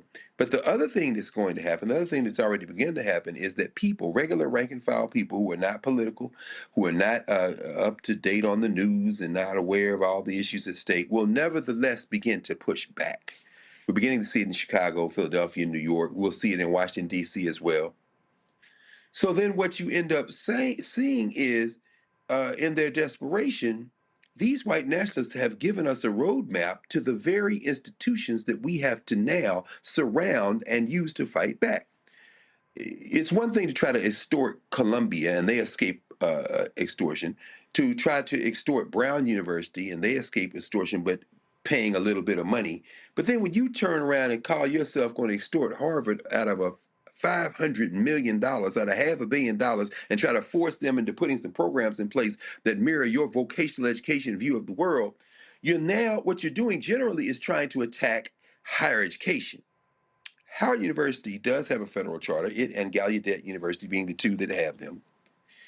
Their chief interface is with the United States Congress. But in a moment when the United States Congress has been rendered supplicant by pliant GOP Congress people, that endangers Howard, that endangers Gallaudet, that endangers all institutions that receive federal financial aid for sure. But the pushback then to be, we elevate the ability to understand and explain what's going on. We force federal support. We intensify our protests, intensify our solidarity and support, and thereby reveal finally the weak points in white nationalism. A great deal of white nationalism is illusion. You're deploying 800 federal troops, federalized National Guard troops in Washington, D.C. to take pictures to try to communicate somehow that you've got muscle that you don't. Mm-hmm. Woe be the day that these punk-ass, fake courage punks with their face masks up roll into West Philly or the Bronx, roll into South L.A. or the South Side Chicago and touch the right one. Now, of course, people say, well, then they're just going to deploy the military. Well, yeah, but that little cock rooster, Pete Hegseth, with all his little onward Christian soldier thugs that he's trying to put in place in senior management and then try to recruit an army of crusaders, well, you're not going to be you're not going to be able to do that quickly enough to displace the rank and file women and men who serve in the military, who you're going to try to then deputized to turn loose on the streets against their cousins and mothers. People think, well, they won't buck back, they won't fight orders. These white nationalists have to be very careful because when they overplay their hand, what they're going to realize is the muscle they're trying to project to the rest of us that they don't have that muscle. I'm not saying that I know what's going to happen next, but I know that history has shown us that when fascists play their hand, the pushback generally leads to a better society than existed before they overplayed their hand. We just got to stay the course and continue to fight. Reese, one of the reasons why people need to understand why Donald Trump is so desperate to hold on to the House, it's not just because they can run their game plan for bills. It's the House that certifies the 2020 election. See, we already know what they're setting up. Reese, right now, they are asking for the voter data of numerous states. Mm-hmm. And they want to know all the data. They are setting this thing up to where they can control the certification of the election. And in the case of a tie, the House decides who wins the presidency. Folk got to understand the long game. There's a reason why they are desperate. They ain't talking about, man, we got to make sure we keep the Senate. No, they are like, I need to change them. Charlie Kirk would put a tweet out blasting the Indiana governor and the Speaker of the House because they won't redistrict there. They are trying to grab every seat that they can because they fear Donald Trump's economic policies are going to cause them to lose. And they're like, man, can we guarantee 5 in Texas and Indiana and Missouri and some in Florida and Ohio? They are trying to find 10, 12, 15 seats because they think they're going to lose at least 15 next November. And they normally would. Absolutely. I mean, the results are already fucked up. I mean, look at what's happening with inflation. Look at the jobs reports. Now they're going to not even report the jobs, which, by the way, the new statistician is a J6er. Okay. So they already know that when people feel like this government shit ain't working out for them, Donald Trump got his ass was booted last time, and the Republicans were booted last time.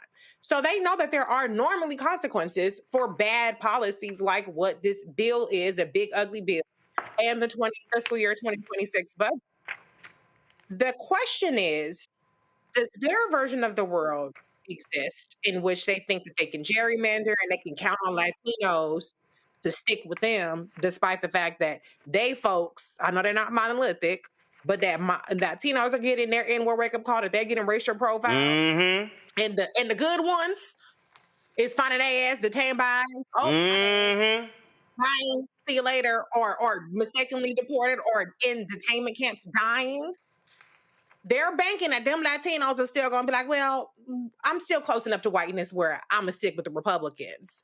Or does the world in which Dr. Carr, bless you, Dr. Carr, I hope you're right, that this comes to a head to what you're talking about.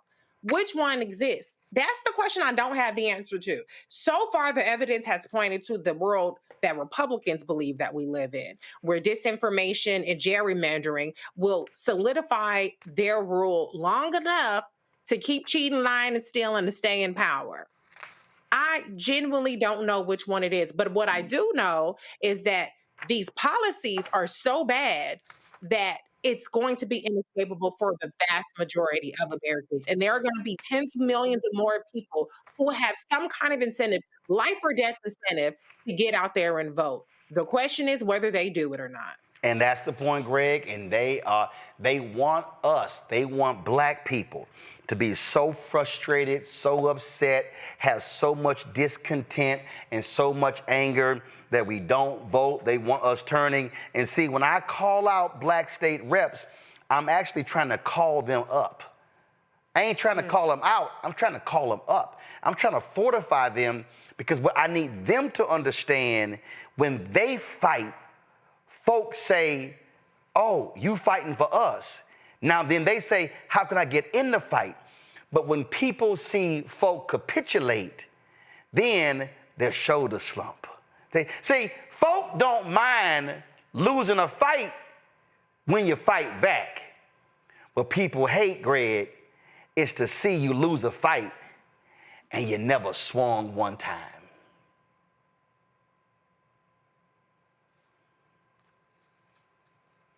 That's right. Roland, that's right. I mean, brother, as as you walk through history consistently, as we think about these historical moments, the patterns are clear. The patterns are clear. You know, we were talking, you and I, a couple of days ago, word coming from Kentucky about the death of Rahman Ali, the only brother of Muhammad Ali, and the family is trying to raise money to pay for the funeral. It's really not a good situation. But Muhammad Ali comes to a man who was vilified, a man who was hated in America, but a man who was loved by black people.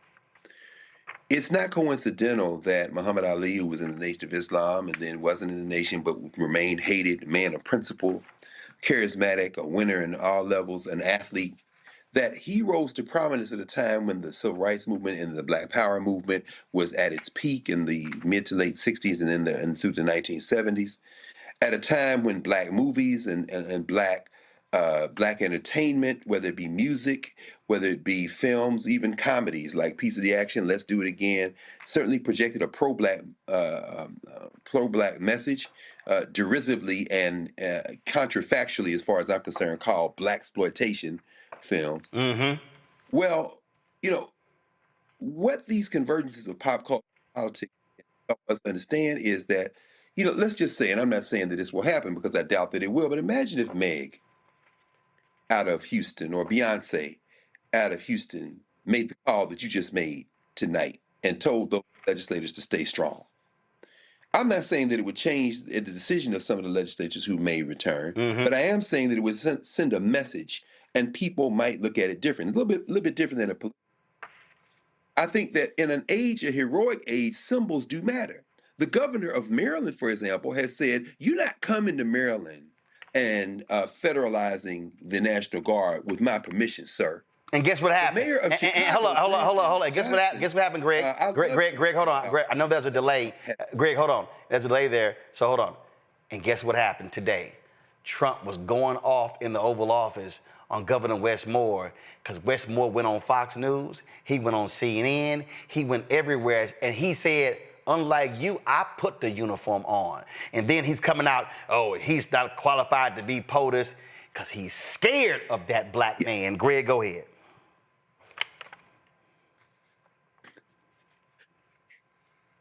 Yes, no, Roland, we're talking the same talk, brother. I love what Gavin Newsom is doing in trolling them, including now doing the all caps, roasting them in social media. But when you see black women and men do it, he hates Jasmine Crockett. Some of this is get her out of Congress. 100% true. See, the governors now, I'm not just talking about Pritzker and yeah, I'm talking about what Wes Moore did exactly, and the mayors. You see, Mamdani wins this race in New York. Donald Trump, well, I don't know what could happen to him physiologically, because he's clear not only is he mentally ill, he is so steadily deteriorating at this point that he may not make it to the point where he can get animated enough to have some physiological reaction to a Mamdani victory. But the illusion is government over the rest of the president is a king, which is what Russell Vogt believes. The reality begins to emerge that at the state and local level, people hold considerable power. California can contract and make deals with foreign governments. They have huge billions of dollars of pension funds. If enough, or even if one or two of these key state and local level leaders exercises their authority and does it with the type of public-facing panache, charm, kind of captivating presence that a Muhammad Ali had in boxing or Meg Thee Stallion has in hip hop, but do it politically like a Wes Moore or a Governor Newsom of California, that has the potential to galvanize people in a way that could translate into some sense of finally somebody's fighting. Now I will get off the bench. So I think in some ways that leads to, if not hope, that leads to the signal that nothing is ever written in stone in history, and that things can change on a dime with something that people may not have anticipated. And I think that, again, is where we are right now. Somebody, and more than somebody, needs to step up. And when they do, we can see these political winds shift very quickly. To the point Greg just made there, I don't know if many of y'all realize it. We had Adrian Shropshire on this show, and she told us about Black PAC's poll. And she let it slip that in Black PAC's poll, that Congresswoman Jasmine Crockett's approval rating among black people is on the same level as Obama. Now, they didn't want to start no mess, so they didn't release that slide.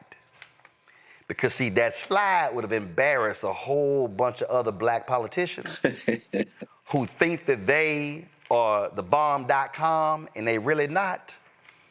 But it did slip. And see, to Greg's point, that's what Trump was afraid of. See, Reese made the point earlier about Representative Jelanda Jones. See, black folks are responding to fighters because that's our history. Yes. Robert Smalls, fighter. That's right. Representative White, fighter. Ida B. Wells Barnett, fighter. I mean, we can walk through Martin Delaney, fighter. Denmark Vesey, fighter. Oh, y'all gonna burn Mother Emanuel down? Damn that, we gonna rebuild it. Oh, y'all gonna burn Greenwood down? Yeah, we about to rebuild this. See, that's what they're afraid of. But I need the folk watching to understand they not afraid of weak and meek. Donald Trump in 2017 stood up and said to black people, thank you. Thank you for not voting.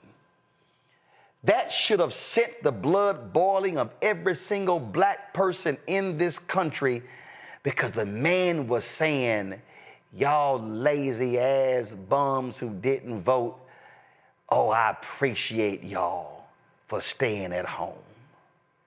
He insulted the ancestors by doing it. And see, I know there's some people who sitting here saying, oh, that Gavin Newsom, he too slick. You know, he ain't got no shot. But he dropped he had a news conference today, and they dropped this ad right here. And I'm with on 100%. Roll it.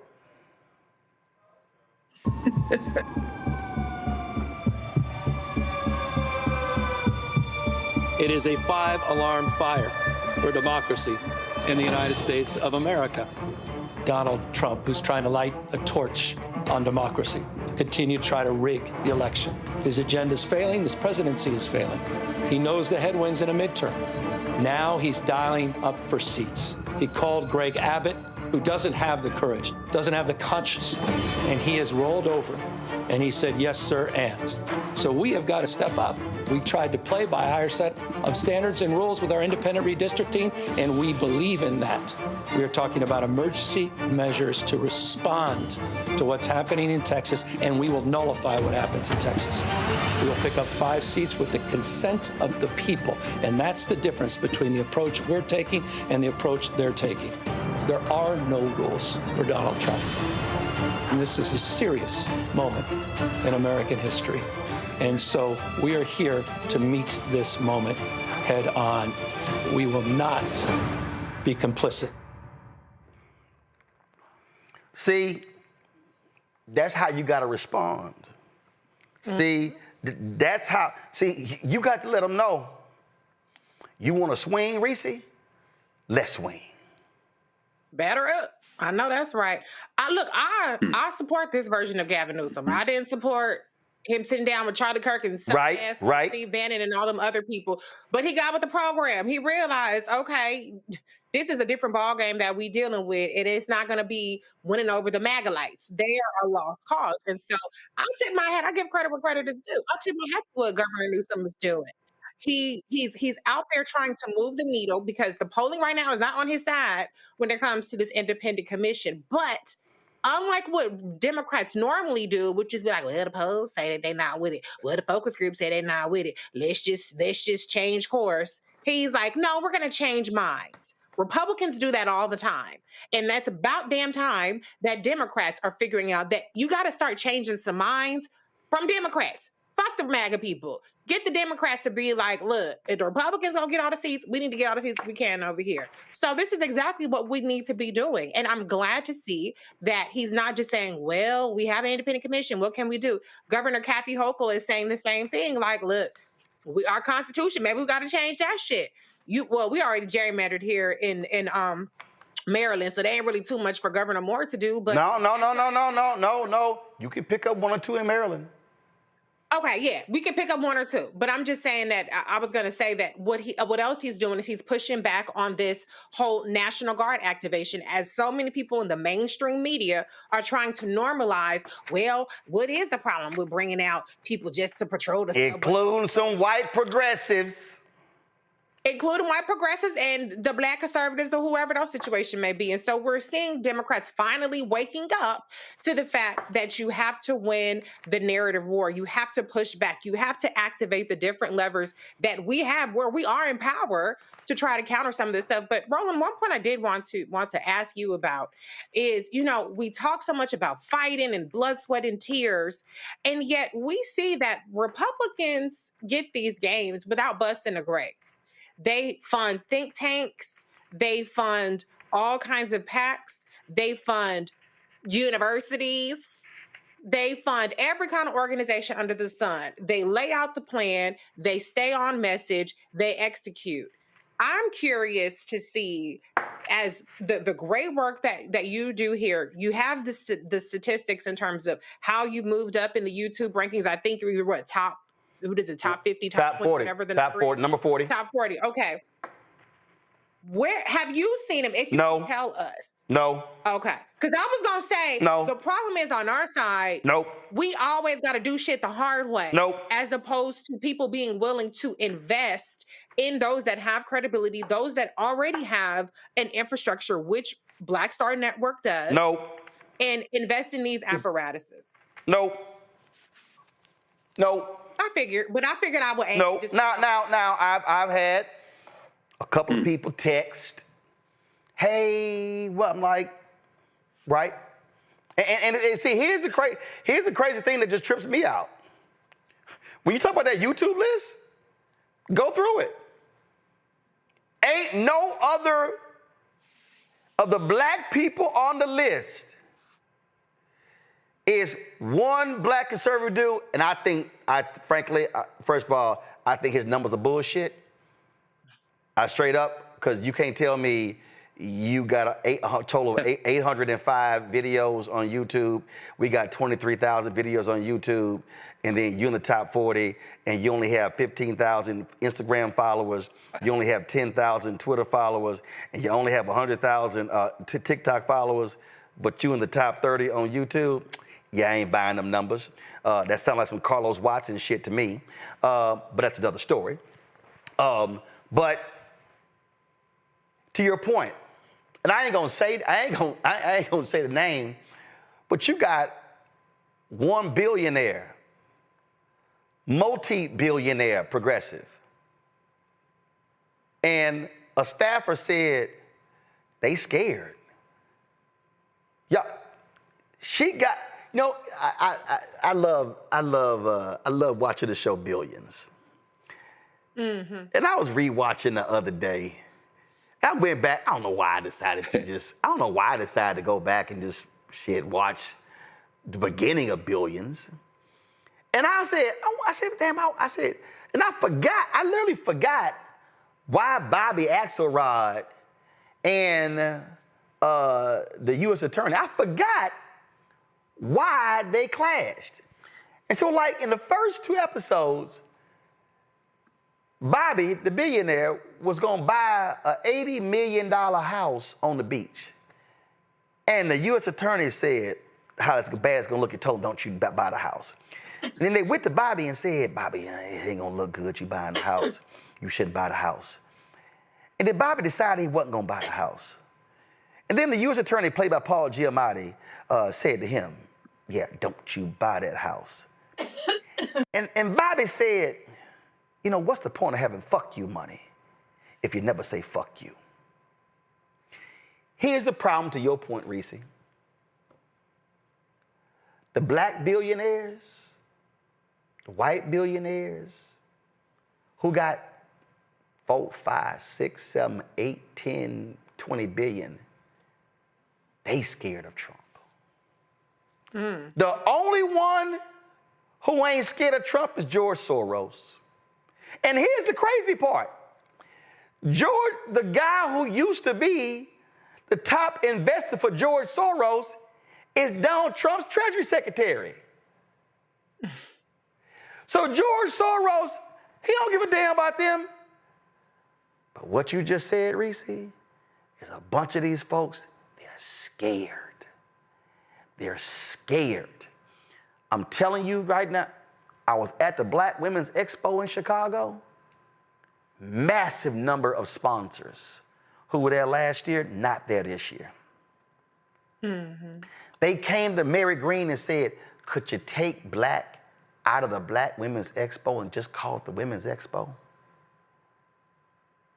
Straight up. Companies are scared. Greg made the point earlier, Harvard buckling. Donald Trump said, I am going to take the power of this office and I am going to attack every single institution and I am going to bring all of them to heel. And he says, I'm gonna attack academic, I'm gonna attack media. So Disney settles, CBS settles, they all settle, and now they're all scared. And I had to, and all this is happening, and you're sitting here going, well, damn, your ass got $5 billion, you got $10 billion, you got $20 billion, and you scared? And that's what's going on. And after all that talk, Reese, about, how we need to fund the infrastructure and we got beat this, that, and the other, silence. Silence. Crickets. Crickets. And I'm sitting, and I'm talking about, I go to all the institutions, labor institutions, all these other particular groups, and I'm just sitting here saying, okay, all right, let's see what y'all gonna do for 2026. And see, Reese, I done already made it clear. I done made it clear, Greg. If y'all think that I'm going to take a crumb and go, this is a great meal. I said, I will keep my black ass at home and do the show from the crib. Because you will not see me extend myself. Oh, I have an entire game plan. I have a whole game plan on how we can broadcast all across the country. There are 4 people right now who I have in my back pocket who I can hire to host 2 daily shows. I know exactly how much it's gonna cost to pay them. I know exactly, a couple of them, I haven't even approached them yet. I already have the exact plan. I have a plan in place right now that if we got a $5 million infusion annually for the next 3 years, I will hire 40 people. I already have the plan. But what I'm not going to do is overextend myself on the possibility of getting a check. Right. That's not gonna happen. That's not how we've remained profitable and kept our doors open and not had to lay off staff. But let me be real clear. Oh, we are ready to swing in 2026, but I've made it perfectly clear to black folks and white folks, don't think you're going to get me to leave this office and have my staff leave this office if you are going to put pennies on the table. Greg.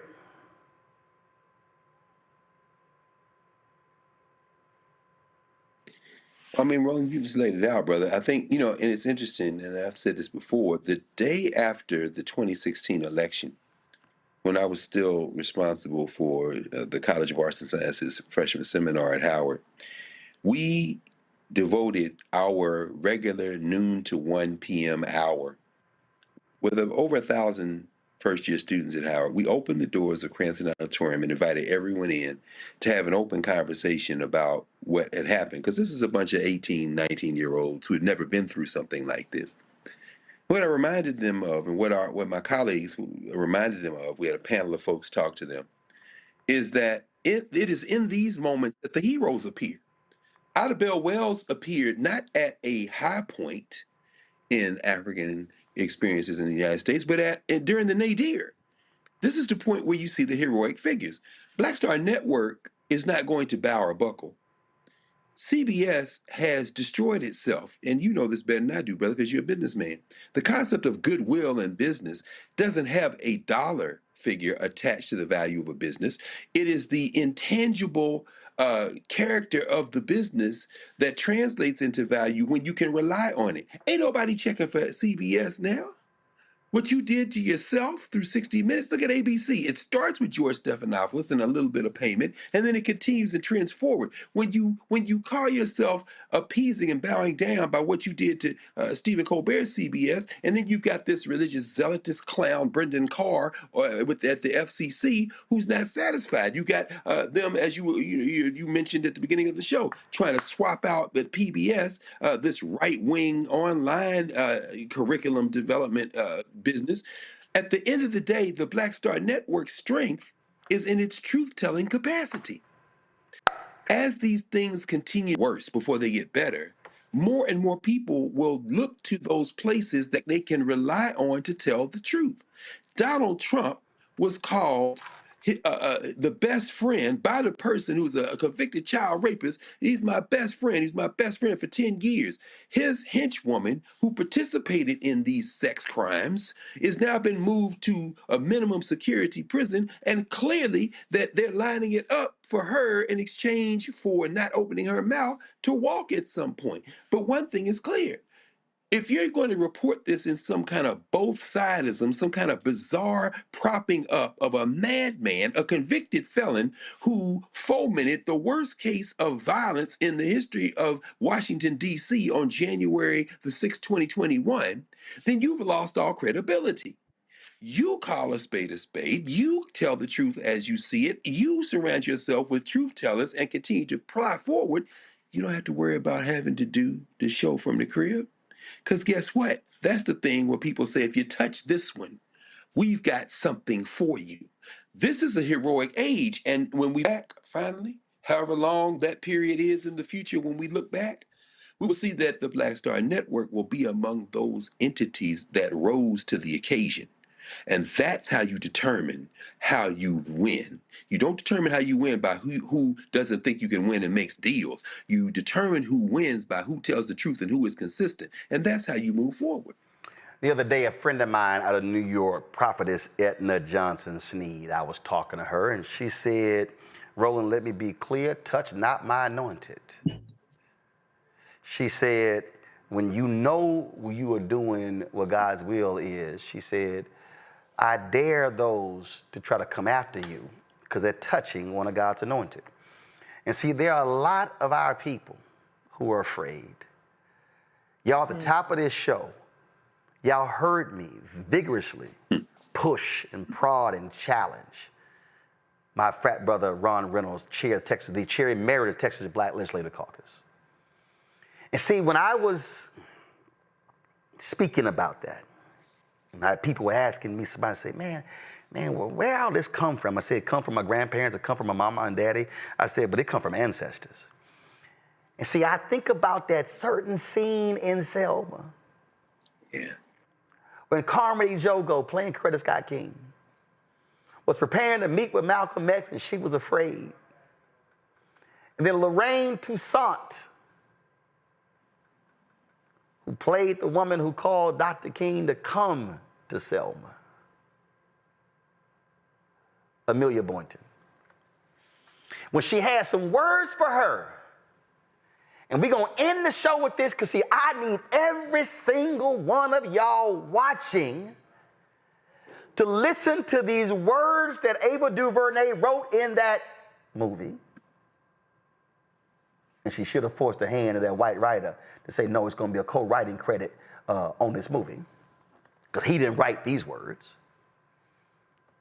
I need everybody who's scared. I need everybody who's afraid. I need everybody who's unsure. I need everybody who's like, I don't know, man, I ain't like you. I don't know. I need you to listen to this because these words,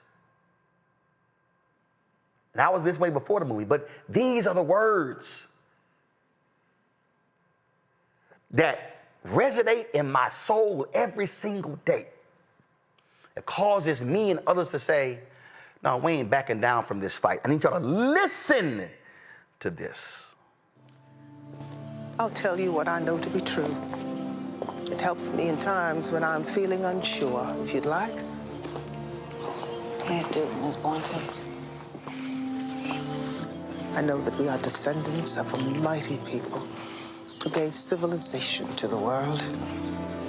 People who survived the hulls of slave ships across vast oceans. People who innovate and create and love despite pressures and tortures unimaginable.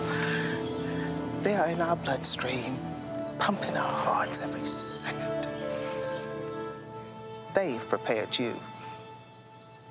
You are already prepared. That's it right there, Reese. We are already prepared for this fight. Your final comment and Greg's final comment. That's it. We are prepared, but what we gonna do about it? That's the question. That's the question that everybody's banking on being nothing. Let's prove them wrong. Greg, coming to us live from Egypt.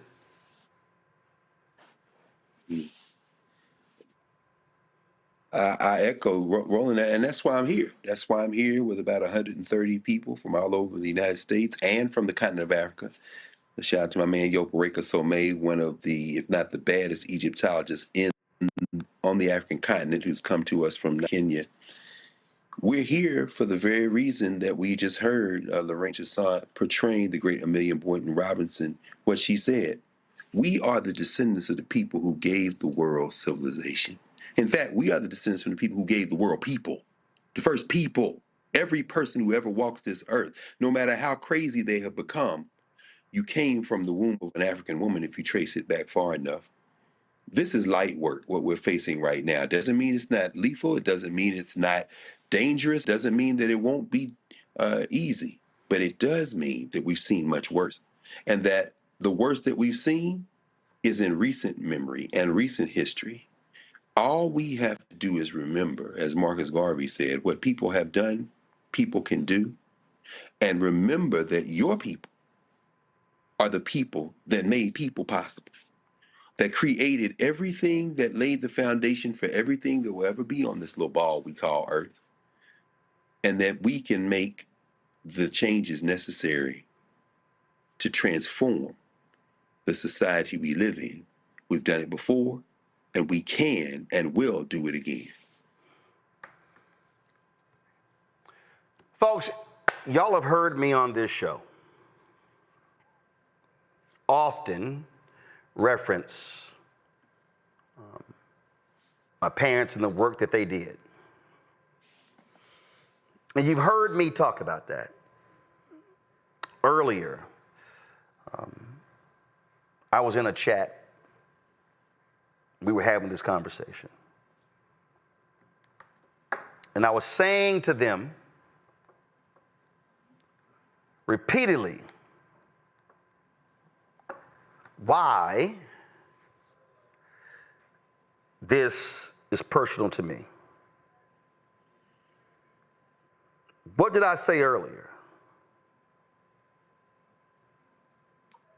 I'm 56 years old, 57 in November.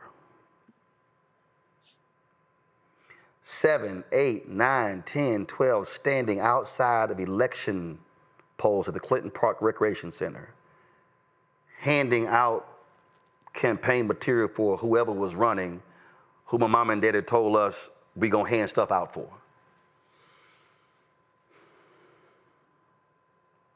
I remember when my mama was one of the 3 citywide co-chairs of the Metropolitan Organization, a multi-faith organization in Houston. And I remember being on the bus with her going to the Austin, the state capitol, for a rally on a Saturday. I remember a mayoral debate in the gymnasium of a Catholic church. And Mama's on stage with the 2 mayoral candidates, and they're asking questions. They've been asking questions, and I'm in the back doing homework. See, I remember being at home with my brother and my 3 sisters, and Mama and Daddy were coming home late because they were running phone banks. I remember being a child and being careful about getting splinters in our hand from unloading campaign signs in the back of a wagon. So I need you to understand that for me, this battle is not about what makes me feel good or what makes my brother, my sister feel good.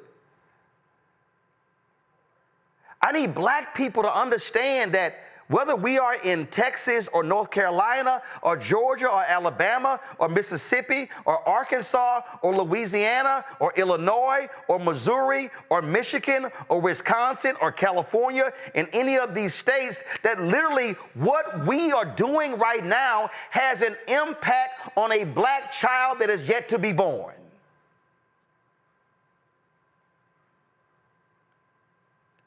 So when the Polaroid revolutionary workers, when they were fighting against apartheid, y'all, I was 2.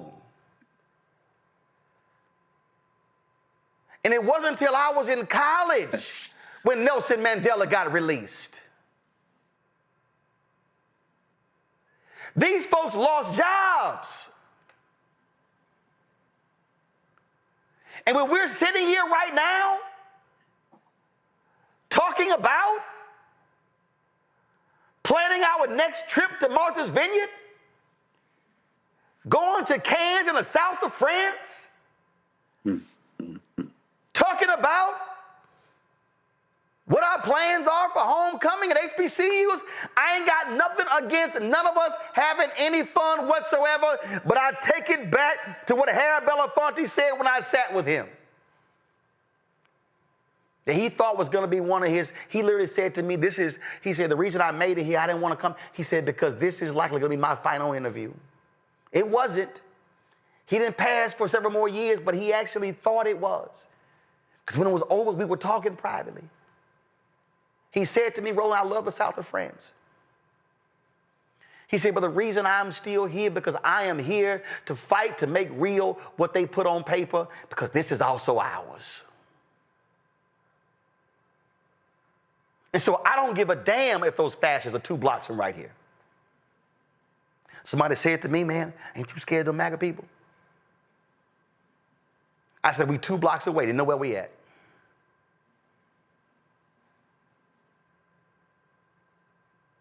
When I think back to that picture of that sister, when they had them bayonets, and she just moved that bayonet out the way.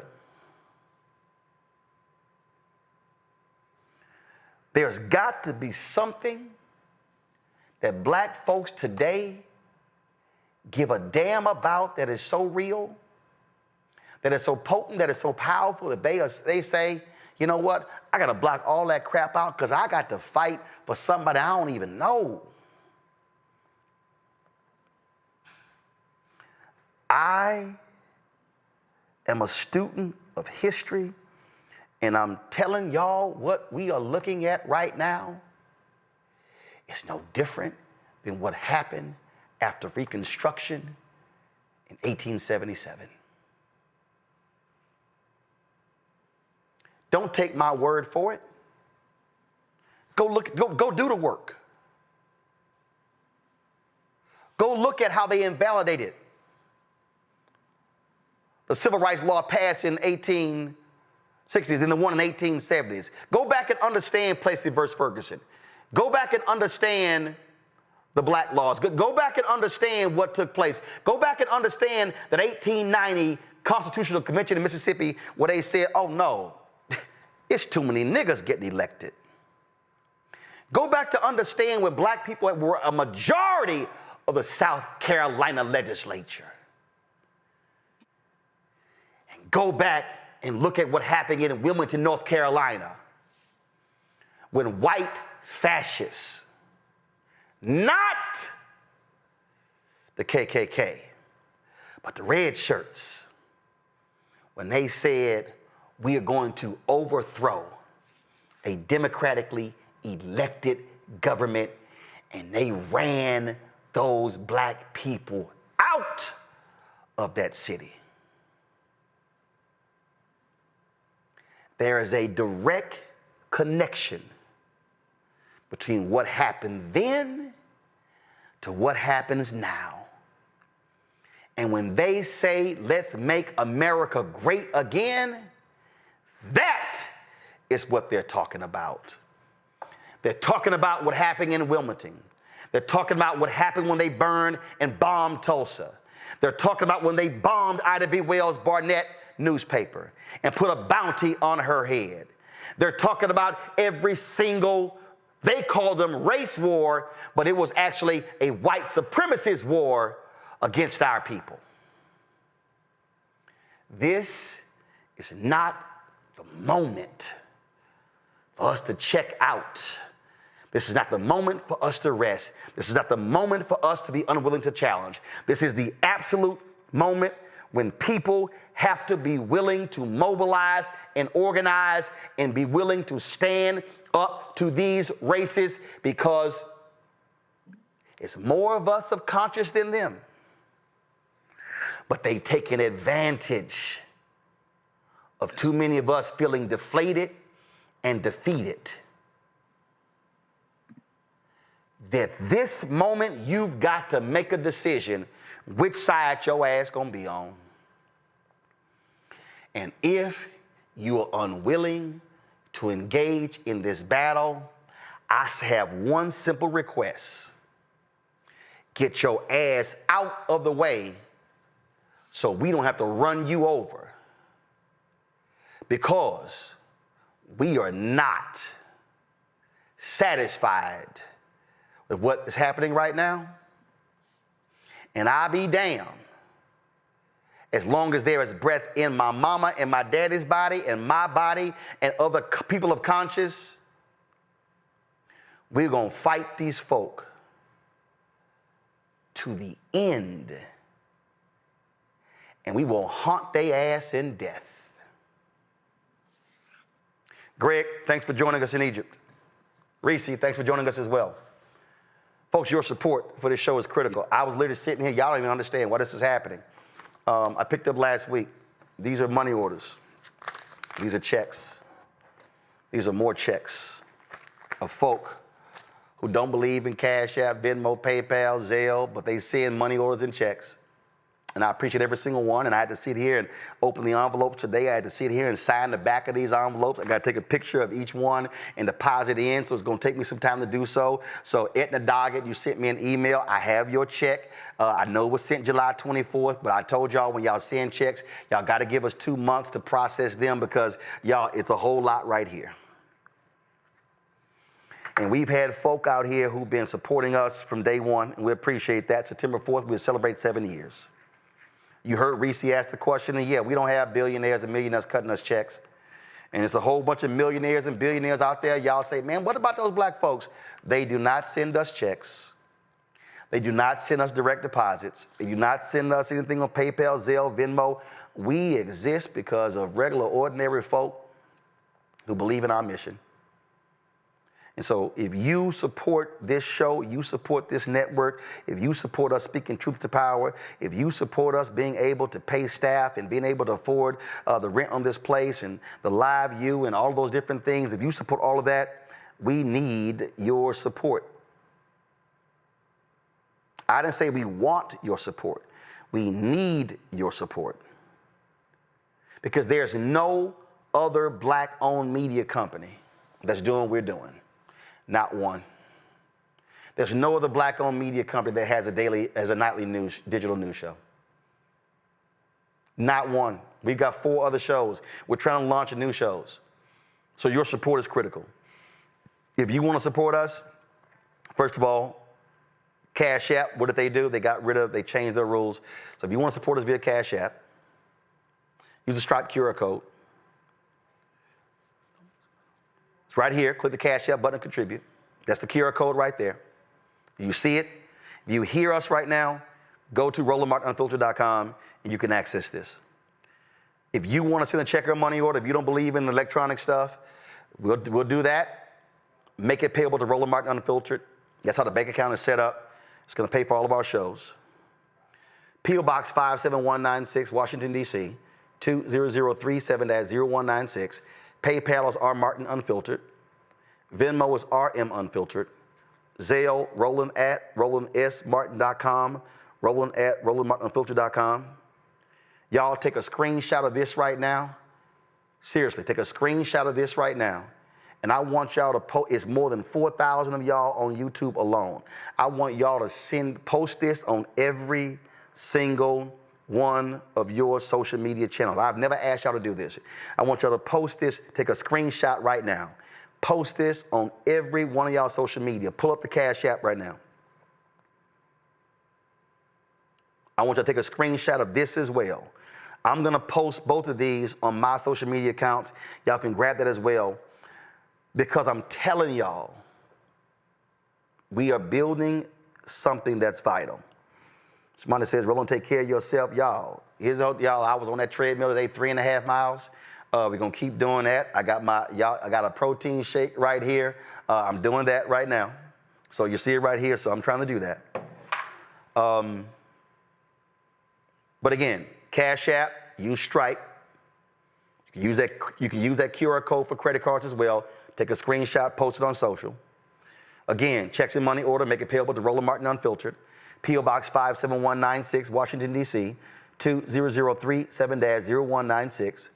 PayPal is R Martin Unfiltered. Venmo is RM Unfiltered. Zelle, Roland at RolandSMartin.com. Roland at RolandMartinUnfiltered.com.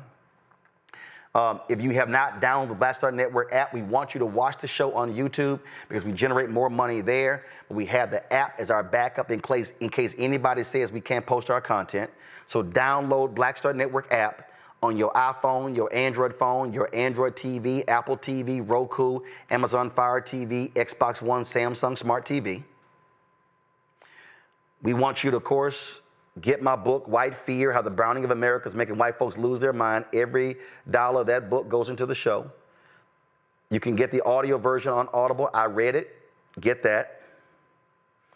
If you want to support us with our swag, you want to get our shirts, all that sort of stuff, go to shopblackstarnetwork.com. We got rid of the other company. We're not using Custom Spring anymore. We have a new partner with our products. Go to shopblackstarnetwork.com. To support the black-owned products you see on my set right here, all of these are black-owned products right here. And they're all on the website. You can go to shopblackstarnetwork.com to see all those products. If you don't forget our audio podcast, we're on all the platforms. We use iHeartRadio. They distribute it out to Spotify, Amazon Music, Apple Podcasts, iHeartRadio as well. And don't forget, download the app Fan Base. We need to build up this black-owned social media app. I need all of y'all downloading this app. And if you want to invest, get more information at startengine.com/fanbase. Folks, again, I rock today purposely. This is the quote from Shirley Chisholm, unbought and unbossed. That's who we are. That's how we roll. We can win, but you cannot win a fight if you do not fight back. I'll see you tomorrow, right here on the Black Star Network.